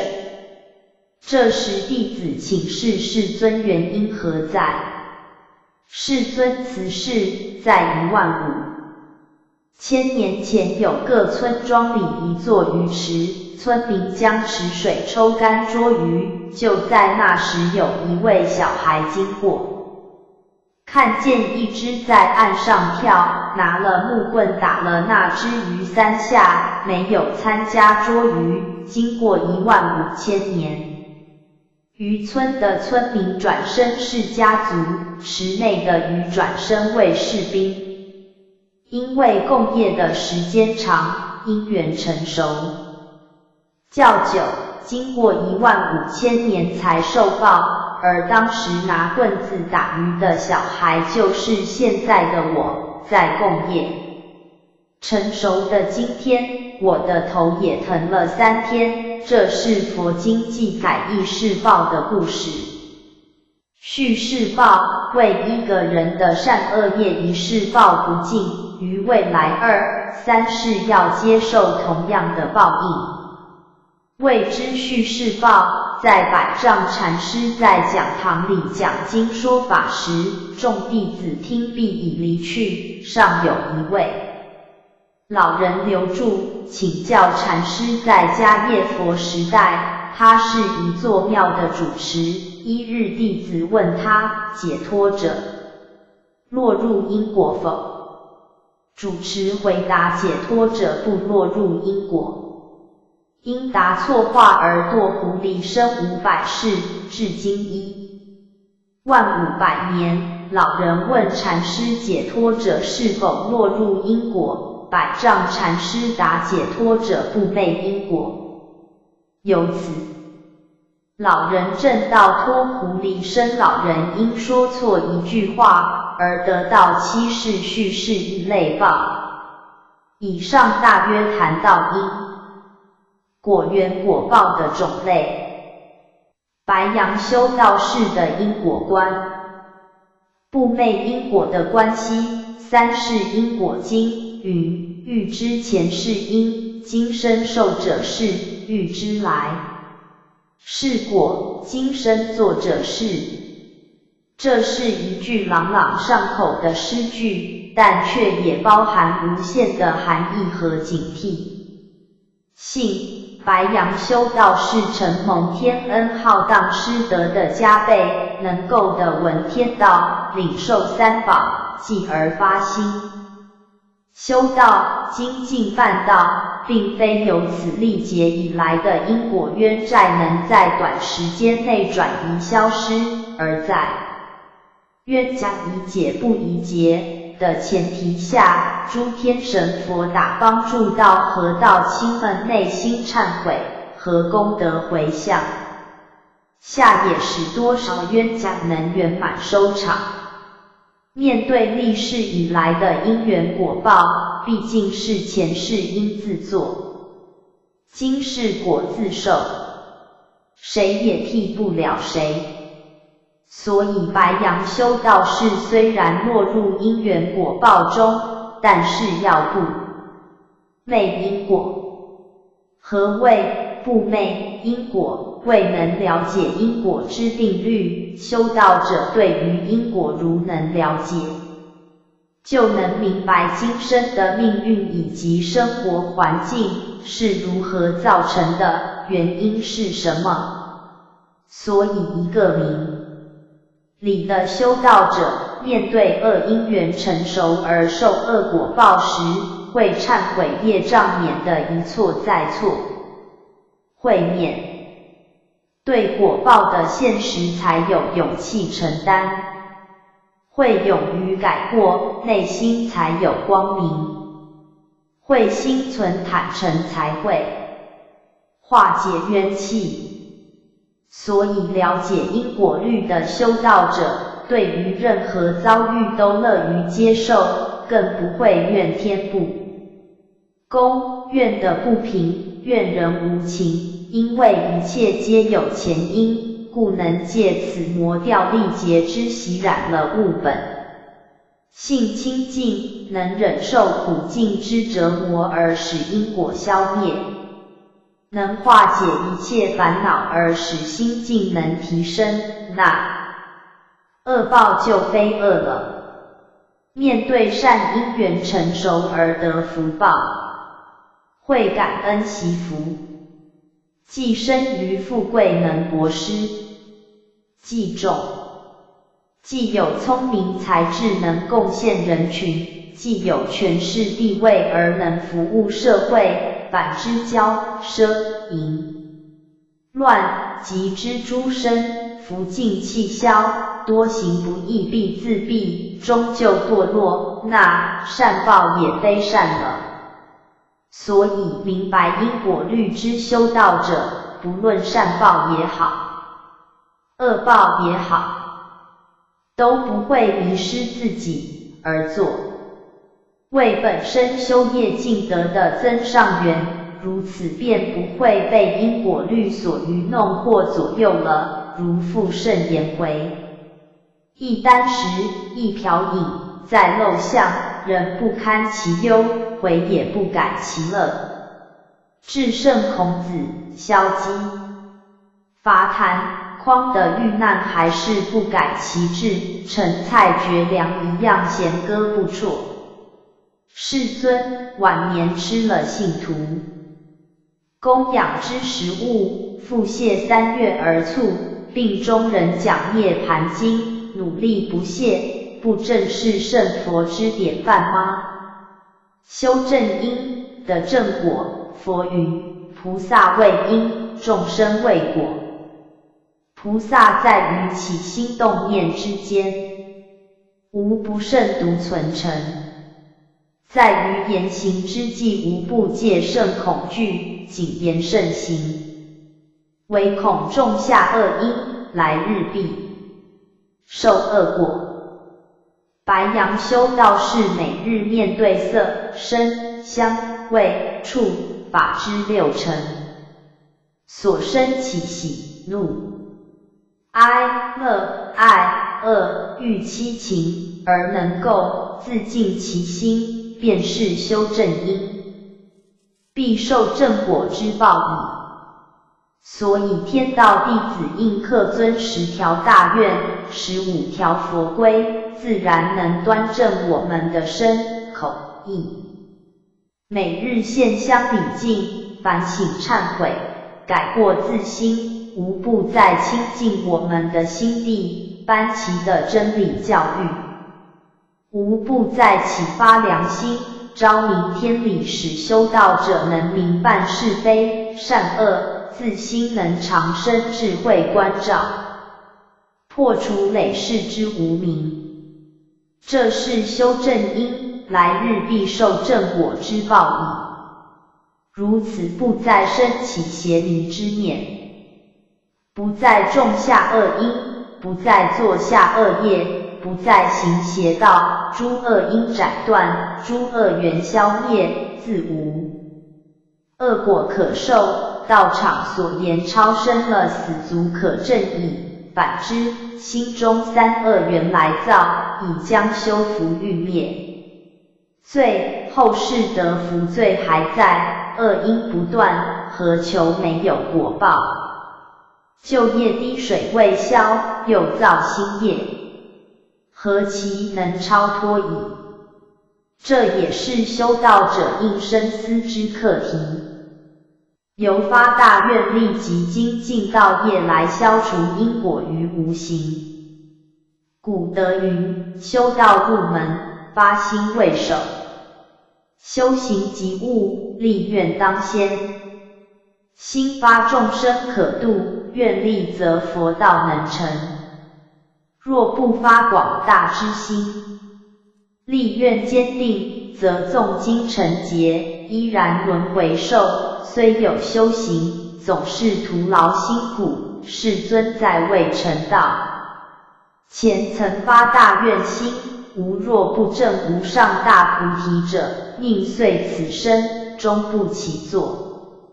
凭此愿力自我约束，自我磨练，自我琢磨，终究成为当世之佛陀。过去发愿来台开荒的各位老前辈，他们一心一意就是要开发台湾的道场，把天道的福音传遍各县市村庄，拯救有缘众生。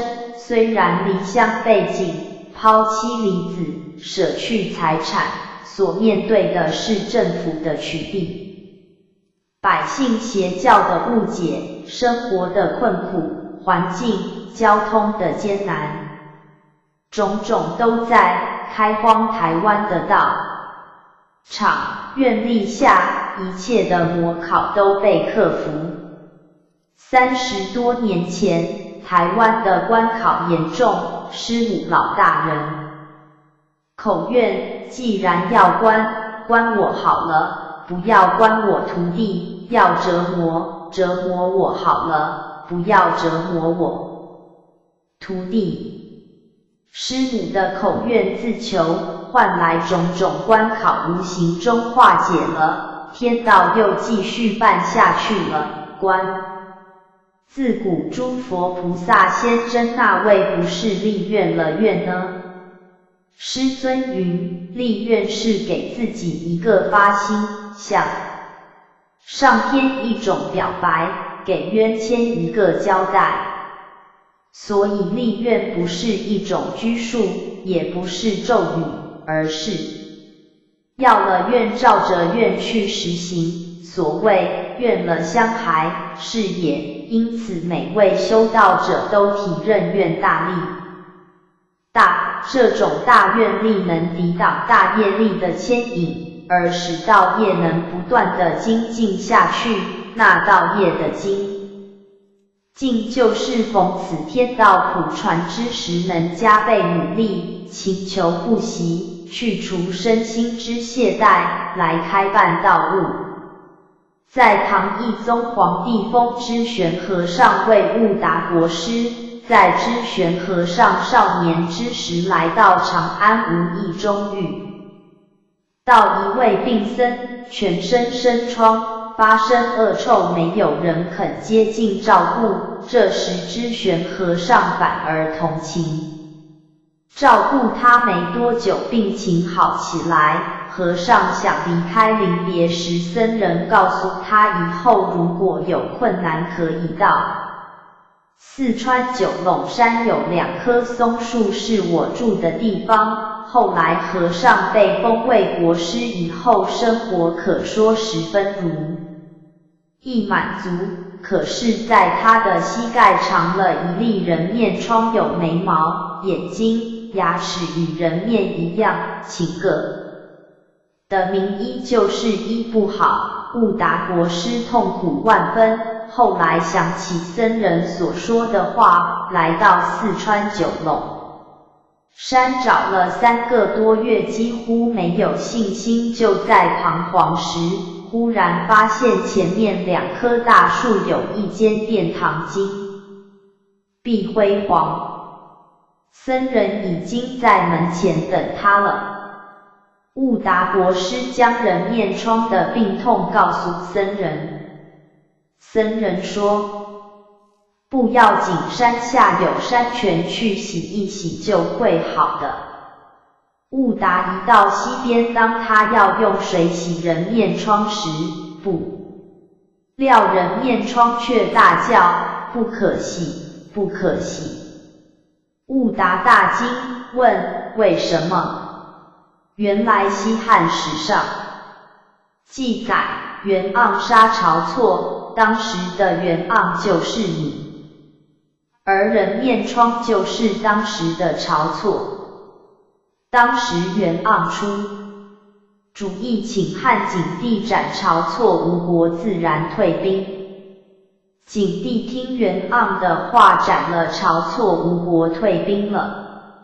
人面疮说，当时我晁错被斩死的不明不白，所积的恨我累世都在找机会报复，可是你袁盎10世以来都出家修行，而且戒律严谨到很高深的修行者，时常有护法神在身旁保护，使我没有机会报仇，以讨过去怨债。但是现在受帝王恩宠，礼遇奢侈，又动名利之心，无形中阴德有损，造成护法神退，我才有机会投入你身，讨取冤债。今蒙迦诺迦尊者出面调解，赐我3昧法水，今我解脱你我宿世冤债一笔勾销。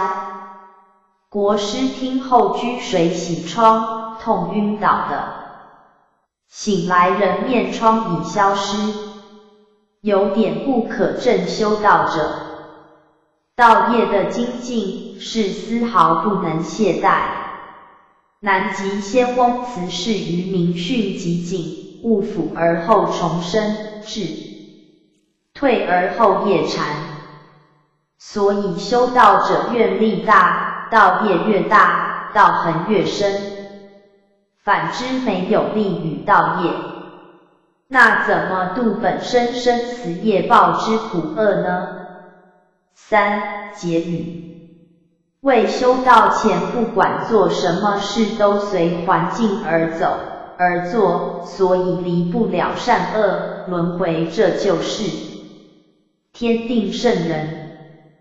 修道后要人定胜天，明是非，辨善恶，忍人不能忍，为人不能为，知其善永谓之，自然去恶扬善，趋福避祸，无形中就能改变环境，也达到至高的境界。修道有什么好处？编辑部。1. 前言：道者路也，乃是要回天堂西方极乐之正路，并不是凡尘之世间路，亦不是颠入苦海之迷路，更不是坠入轮回之末路也。这条正路是无人的本性中来自理天的，来时在理天谓之无极真理，复在人生中乃谓之性，故曰性理。来时既由如是处来的，去时亦应向如是处去的，这就是人人生来死去必由的真经正路。究竟得了这真理大道有什么好处呢？2. 超生了死，超出阴阳，跳出五行，脱离轮回，直登极乐，免了生生死死，永超苦海。庄子云：我本不愿生，忽然生在世；我本不愿死，忽然死其志，生死皆不是好事，生生死死真假莫辨，流浪生死苦海无边。释迦当时弃了皇太子之荣华富贵，是为了生死一大事因缘而出家，生死宗在苦海，阴阳两地皆非善也，求道才能解脱阴阳两地。若受名师直指大道的受，信理真传及神印记号，无字口诀，则得斧抽钉。天堂挂号，脱离阎君，不落无常之手。先贤云：踏破铁鞋无觅处，得来全不费功夫，此时得道正是良辰佳期也。3. 可以改恶向善。求道后在道中修炼，受到正气的熏陶，改变一切气质，正气凛然，成为一位善良的人，改脾气毛病，去邪归正。求道才能找回本性良心，生发妙智慧，可以照见是非曲直，善恶邪正转时为智，守正去邪恶，元神光明，时神服从。请以修道，佛说众善奉行，诸恶莫作，一切依良知行至善之道。4. 可以消祸结解冤孽，逢凶化吉。祸结冤孽皆由人自造的，因为人人放失本心，弃了八德，写心用事，违反良心，不合天理正道，结了多少冤孽，造了多少因果殃连祸结。求道求得良心正道回来，修道后知道祸结之所由来，冤孽之所由结，自能悔。既往之过失，诚心忏悔，改过自新。求道者如能行功立德，上天慈悲由你的功德中去消长其冤债，自然冤结灭消。如果道不修，德不积，在你命运低潮时，孽债一起来讨使你致命。只要诚心修道，仙佛必会助你消除冤愆。5. 可以得到人生的幸福真善美。得了宇宙间至上的宝是至真的，是唯一永恒的生命，由这生命所行的称为是至善的，其成果是至美的。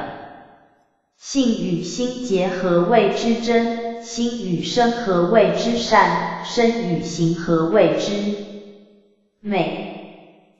得道后，人人找回本性良心，做事个个凭良心而做，则万无一失，心安理得，在精神上不平而自在，做事无愧于天地鬼神，无违背自己良心，量力而为，为社会造福利，遇善人则度，遇恶人则化，力行善事，待天宣化，艰辛修道，享受到人生真的幸福滋味也。6. 可以改变人的命运。这大道是千古未有之大真理，修道行道能使性命光明，以此济世救人，可得无量福德，命运自然改变。俗语说智者左右命运，行功立德，由苦命的人生转向平坦的命运，再由平坦的命运走向光明的命运。改变人的个性，暴躁变和祥，烦恼变希望，心向善，脾气毛病没有了，显现一轮光明的心境，沉静静明，自然显出本来的法身香，到处是光明，还有什么黑暗存在吗？善心有善报，不求也会到。只要行善积德，命运是一定会改变的。心平气和，不怨天尤人，良好的个性，做人端正，受人尊重，人缘较好，修道者能运命，还有什么不好的命运吗？7. 一子成道，九玄七祖尽超生。一人愿牺牲，克尽大愿，一子若成道，九玄七祖蒙受阴德。当我们求道那天，祖先便升一级，儿孙若能再进上亲口，可得再升一级，再加设坛，必能再得升级。每当你行功立德，祖先也同样受到天恩。倘若一有差错，祖先也同样受到谴责，可不胜哉？修道之心一刻不离，仙佛也一刻不离地助你，完成你的愿望，这就是人有善，愿天必从之。8. 结论：求道修道的好处无穷尽，只怕你不做，不怕没有好处，要觉多少宝贝就有多少宝贝，这就是入宝山，不要空手而回，其福德不能用言语可以说尽的。道场是学圣、学佛、学浅仙佛之处，以念力保持身心健康。例1章1前言：时常可听到银法族说，人老了，没有用了，之消极人生观。其含义是说，银法族人老迈后常有人心存消极的心念，认为人老，身体各部皆退化，不论心身，其动作均缓慢不如前，因而自暴自弃，随而加速老化，病痛增加。因此从古时候就有此句人老心不老之劝化积极人生观念之语，因此为宣导部分银法族免有此不良观念，以免影响修道，早日抛弃如此消极思想，给予心理建设，重建信心，继续为修办道而努力，以利代天宣化，为天道各尽其力，甚至敦亲睦邻，不限于道亲，凡我同胞期望能一视同仁劝化，以利促进全民身心健康。2. 何谓念力？说明念力之前，依宗教之解释，先介绍几个名词。五根，指眼等五根，眼根能生眼识，耳根能生耳识，鼻根能生鼻识，舌根能生舌识，身根能生身识，即指性根、精进根、念根、定根及慧根而言。因此五法身圣道的根本，故名为五根。五力，五根趋向坚固就发生力量，叫做五力，其为性力、精进力、念力、定力及慧力。性力是性根增长，能破诸邪性；精进力是精进根增长，能破身之懈怠。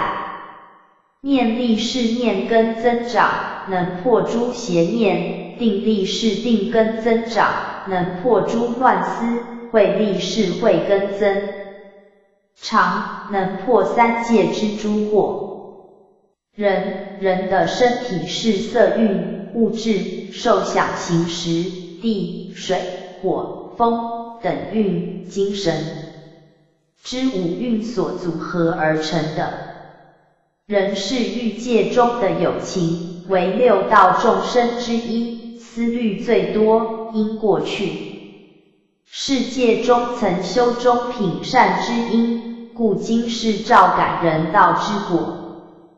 念力由此可知，无人对某件事经思虑后就会产生信念，更由此从五力中知信根及念根增长而产生信力及念力，两者结合使念力更强大。所以人之念力不可误。是故后学特别提出念力之宝贵，以供参考。3. 良好念力故事。念俺玛呢巴咪欧，黄豆就跳跃。在西藏边境山区住一位老太太，她的丈夫和儿子都死了，她觉得自己的罪孽深重，到处向人寻找解脱的方法。之后得到高人指点，教她念观音菩萨的6字大明咒俺玛呢巴咪欧，就可以清除罪业。可是回家却把咒语记错，念成俺玛呢巴咪牛。从此老婆婆就勤练咒语，并准备2个大碗，一碗放黄豆，一碗空着。她每念一句咒语，就把1粒黄豆丢到空碗里。就这样念了下几年。后来他可不必丢黄豆，只要一念俺玛呢巴咪牛，黄豆就自动跳到空碗里。有一天，一位喇嘛路过此山区，远见一座山茅屋，四周放射金色光。喇嘛心中大为震惊，心想走过这么多地方，从未看过这盛大的光明，一定住一位高僧大德。喇嘛找该茅屋之后问：您一人住这么荒僻的山里，不觉得孤独吗？老婆婆说：不会啦，我在此修行，过得很好。你修些什么？她说：我只会念一句俺玛呢巴咪牛。喇嘛一听，不禁叹曰：老太太，您念错了。一字应该是俺玛呢巴咪欧，非俺玛呢巴咪牛呢。老婆婆听了很伤心，认为自己撒几年的功夫都白费了，喇嘛也告辞又上路了。老婆婆坐在桌前，照喇嘛教的俺玛呢巴咪欧重新念起。可是碗里的黄豆不再跳跃了。喇嘛走远后回头一看，小茅屋里一片黑暗，已不见先前的光明了。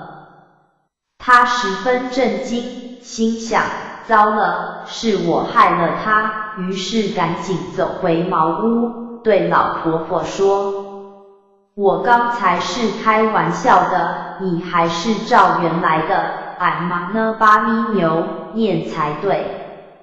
老婆婆高兴地跪下来说：谢天谢地，我撒年的功夫不是白做的了。喇嘛走后，老婆婆一念俺玛呢巴咪牛，黄豆又跳了起来。喇嘛走到山顶上去，只见那茅屋比以前更光亮了。说解金刚经说，因身不能见如来，咒语虽然重要，可是信心与信力却比咒语更重要。人生不也是如此吗？学识虽然重要，可是信念与毅力才能决定一切。六祖慧能，菩提本无树，明镜亦非台。本来无一物，何处惹尘埃？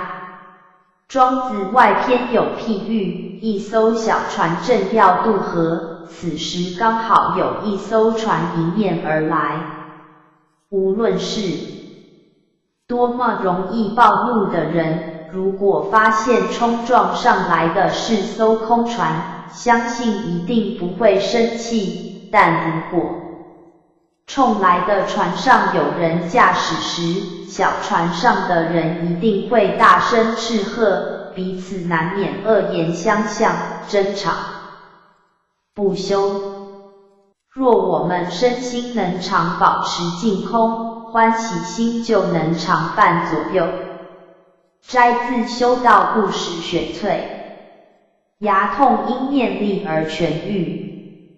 有一位医生跟一位朋友去访友，其朋友甲的朋友乙在上电梯时说牙齿作痛，在电梯中该医生从西服口袋中拿一样东西交给朋友乙，是他含在口中不要吞下去。之后到一家公司访友，大家坐在一起聊天，朋友乙也若无其事的闲谈。于是医生找机会问朋友乙牙痛如何。朋友乙说牙痛不知不觉间痊愈了。于是拿出含口中之物一看，原来是一颗纽扣。虽然如此，但牙痛总是痊愈了。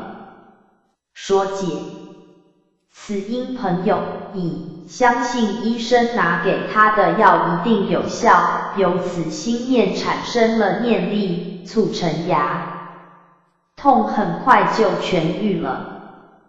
神明的显化可影响气候。9月10日，农历8月7日，是何老前人明旦100岁及成道17周年，为纪念此值得回忆的日子，由新义组的中信、南新及义和3单位在义和圣堂新行正法兴传盛会，事先报名有1200多名参加盛会。可是在盛会前几天，气象局发布强烈台风警报，并且在9月9日当天在东部有暴风雨来袭，明日要举行盛会怎么办？前人在10日盛会的致辞时报告，在此状况下只好祈求上天大发慈悲，让明10日的天气凉爽，不要有风雨来袭，能让盛会圆满完成。有负前人为首，不但是笔者甚至报名与会的道亲必定有如此愿望。结果10日、11日皆为凉爽天气，量必上天不辜负众望，也就是与会道亲皆有此愿望，念力感动天，左右气候，使我们如愿纪念何老前人之伟大事迹。即俗云，人有善愿，天必从之；人有善念，天必佑之。同学爱的念力，昏迷女童苏醒。台南市西门国小2年级学生叶成莹罹患怪病，昏迷1个星期，同学写祈愿卡。录音，祝成莹早日康复。前晚叶成莹恢复意识，同学们在折纸鹤为成莹祈福。希望他快点回到学校。西门国小校长王念琪说，叶晨莹日上学后身体不适并呕吐，送医后陷入昏迷，医院无法确定病因，转入加护病房观察。班上同学从日就开始为陈莹祈福，还不太会写国字的2年级小朋友们以注音符号逐字逐句写下对陈莹的祝福。同学还利用录音机录上一段声音，由导师严婉清带到医院，交给陈莹的母亲，表达同学们的鼓励之意。而陈莹的妈妈也利用开放探亲的时间，将同学们的心声念给陈莹听，并且将同学录音一直放在陈莹耳边播放。经过这段时间努力，原本一直昏迷的叶晨莹前晚居然恢复意识，并向妈妈表示谢谢同学的关心，等到身体恢复，再回到学校找同学一起玩。成大医院初步诊断叶童系急性脑干脑炎所致。摘自年月日自由时报。因念力而获得赠送电动机车。后学在年于全华科技图书公司出版一本《电动汽车与替代燃料车》，其中含有日本之太阳能车及电动机车之介绍全系日本产品。而今台湾已可制造电动机车，并外销到世界各国。太阳能车则由各大学自行制造并参赛，在澳大利亚的世界挑战赛中由南台科大荣获第7名，是亚洲参赛国之荣誉。去年在雅典世运则荣获第4名，所以更值得加以介绍。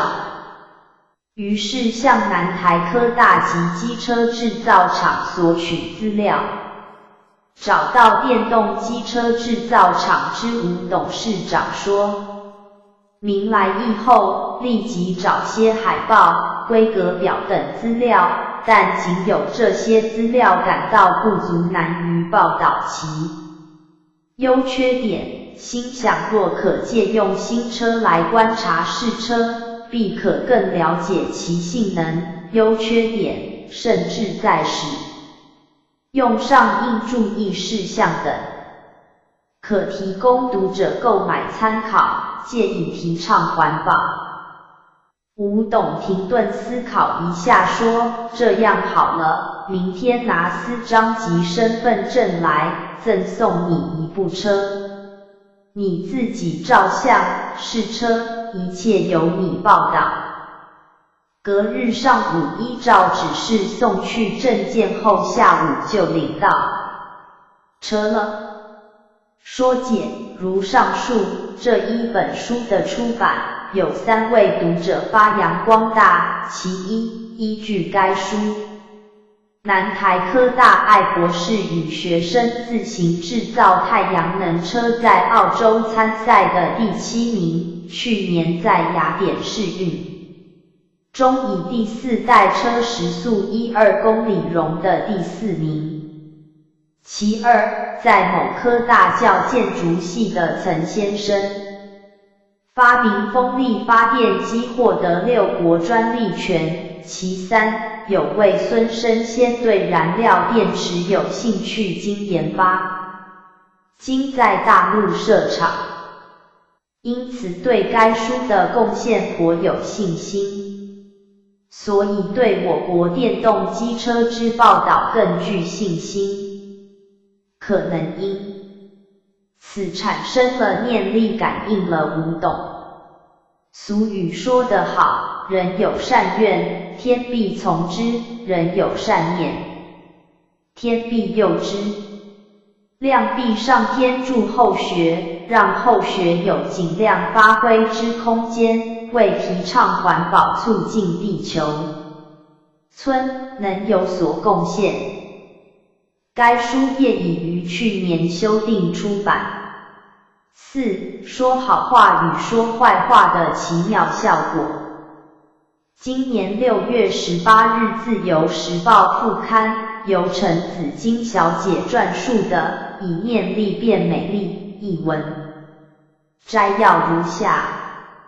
她的朋友在一本书里读到，当身体有病痛、不舒服的时候，我们可用赞美的方式对身体说话，这么一来，所有的不适将可得到缓解的效果。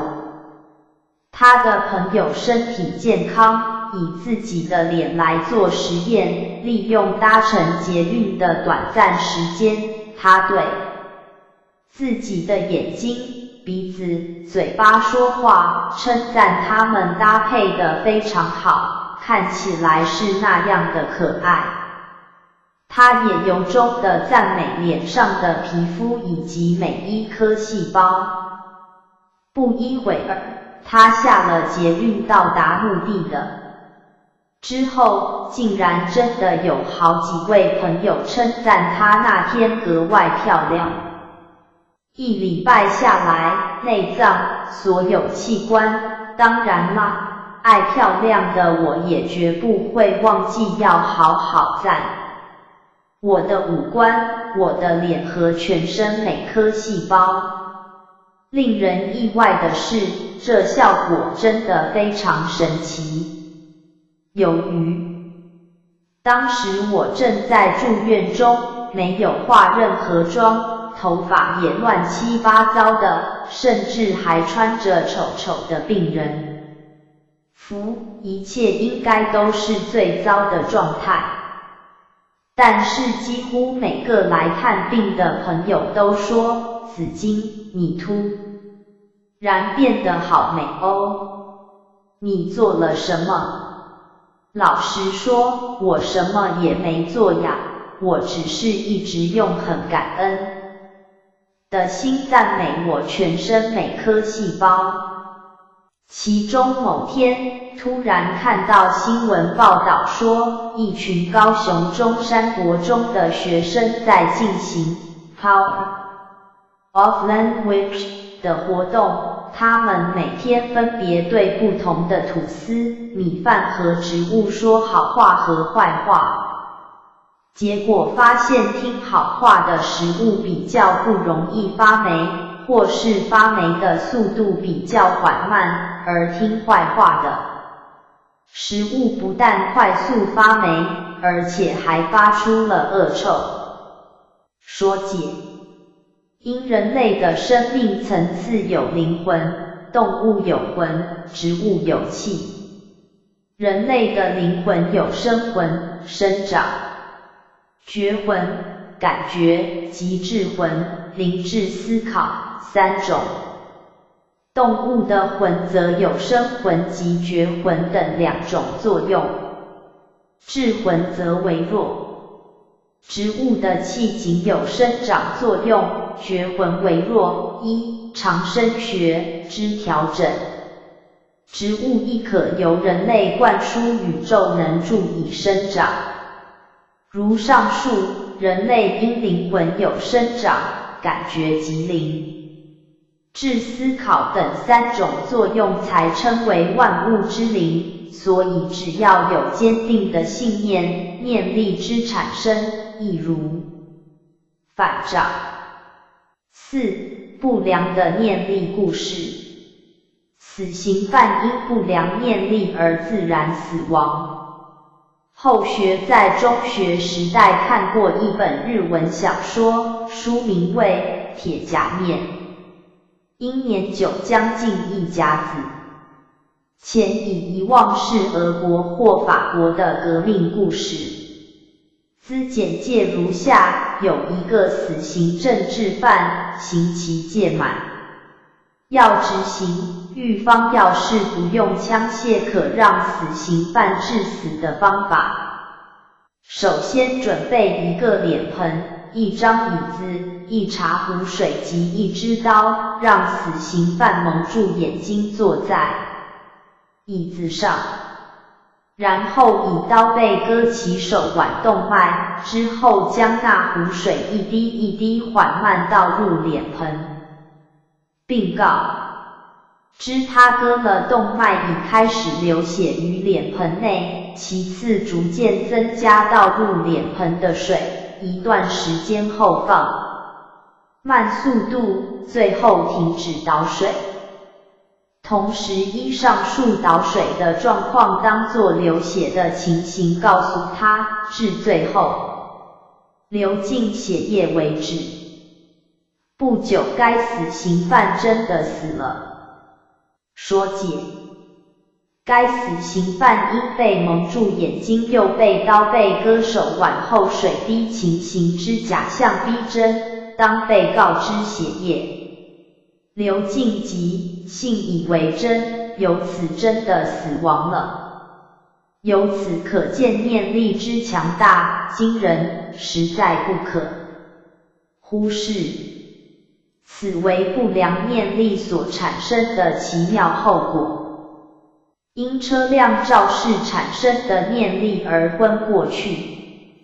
后学在公路局嘉义保养厂服务期间，大概在民国50几年之事，有位驾驶员商某开高雄直达车返途在南靖附近会车时，被卡车撞到驾驶侧损坏外相反之同时，驾驶座旁边的灭火机撞损喷出药水到商某左侧太阳穴并往下流，不久商某就昏过去了，等一段时间就醒过来了。旁人问何故昏过去，答云碰撞时左太阳穴里即有液体流下，用手摸湿湿的液体误以为流血故也。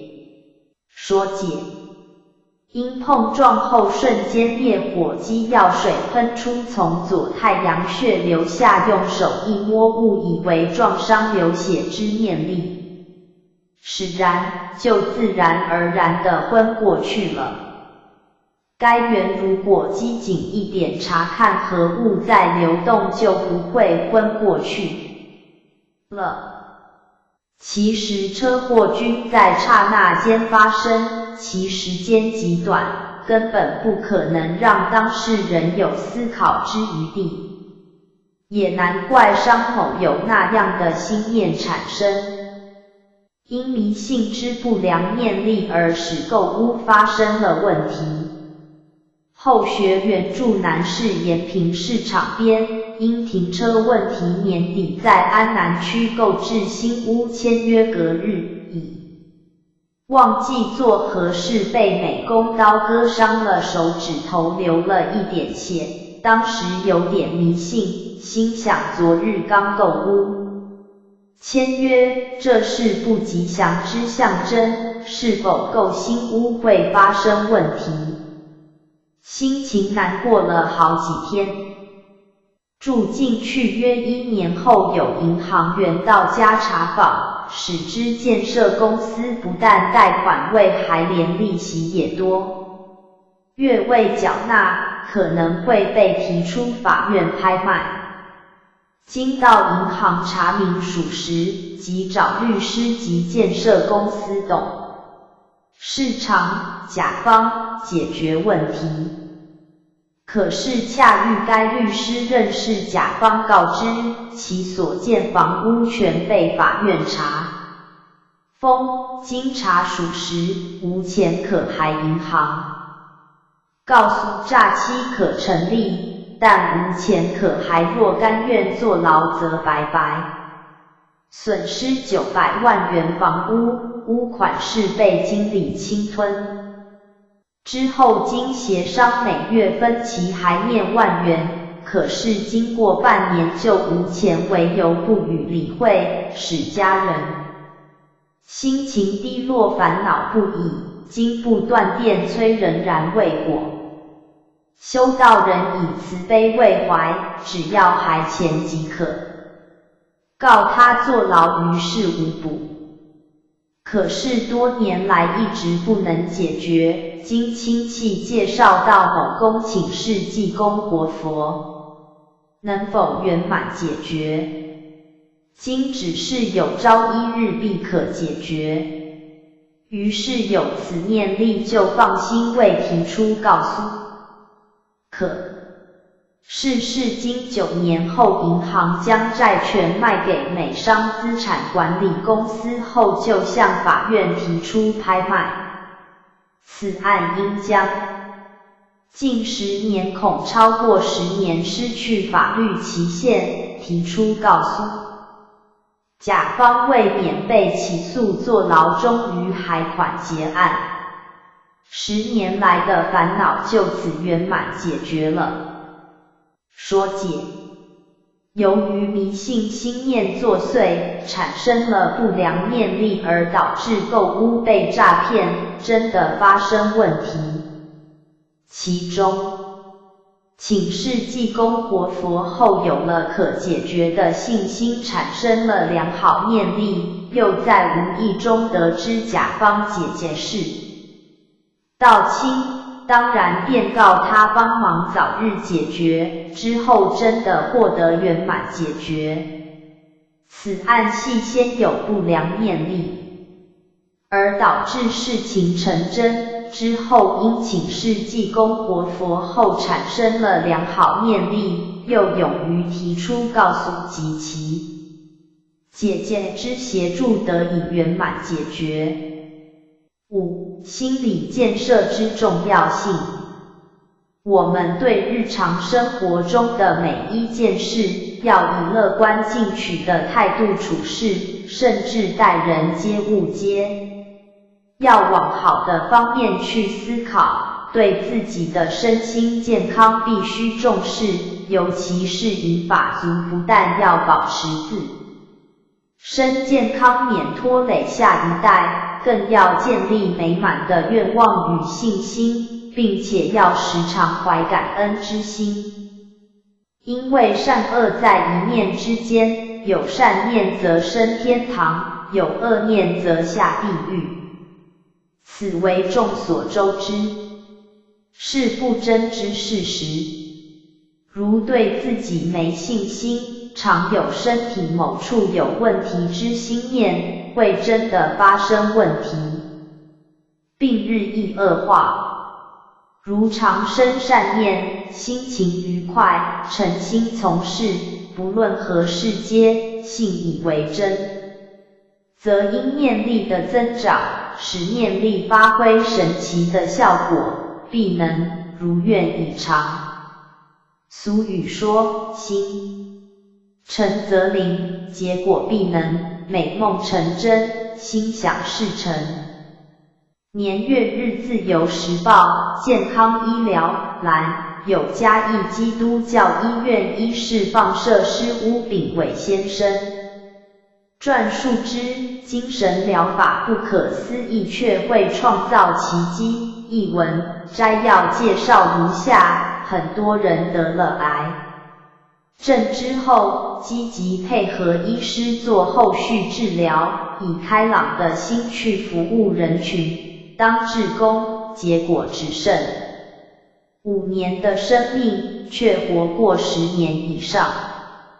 在医疗史上，常有许多不可思议的事情发生，很多病人的疾病明明无药可治，可是竟然在很短时间内就不药而愈，连医师都觉得匪夷所思。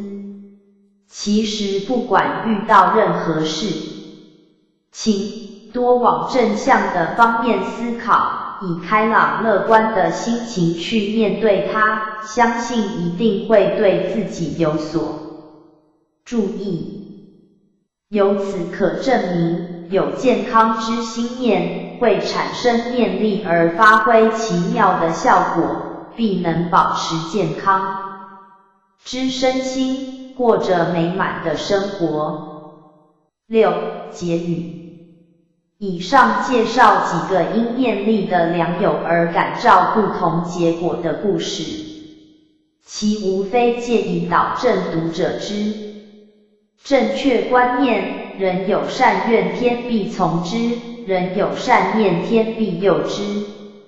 善恶在一念之间，有善念则升天堂，有恶念则下地狱。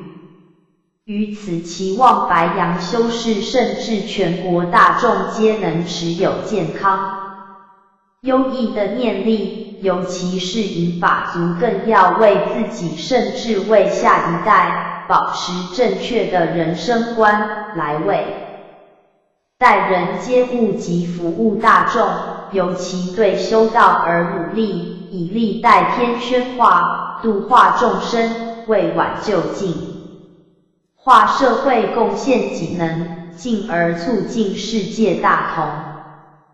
于此要强调的是，希望读者在260中要把握着善念，设想自己就是幸福的化身，不忘保持愉快的心情从事，并且时常怀有感恩之心，以微笑待人接物，也算是向人布施善意。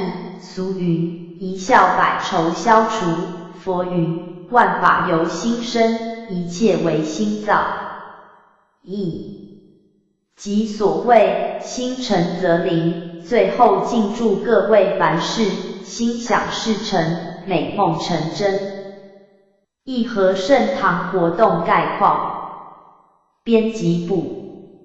1、活动预告。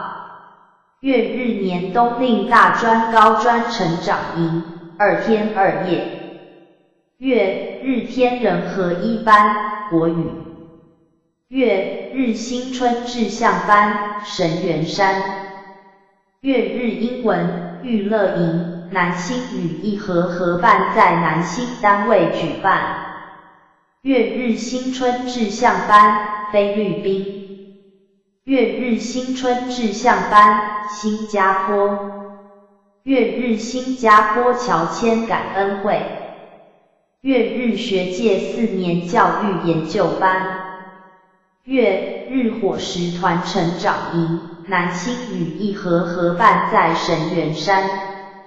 月日春季班及长青班。2、活动概况。元旦初1学界4年教育班。学界教育原有心灵班、至善班、在觉班及金钟班4班，分开不同日期开班。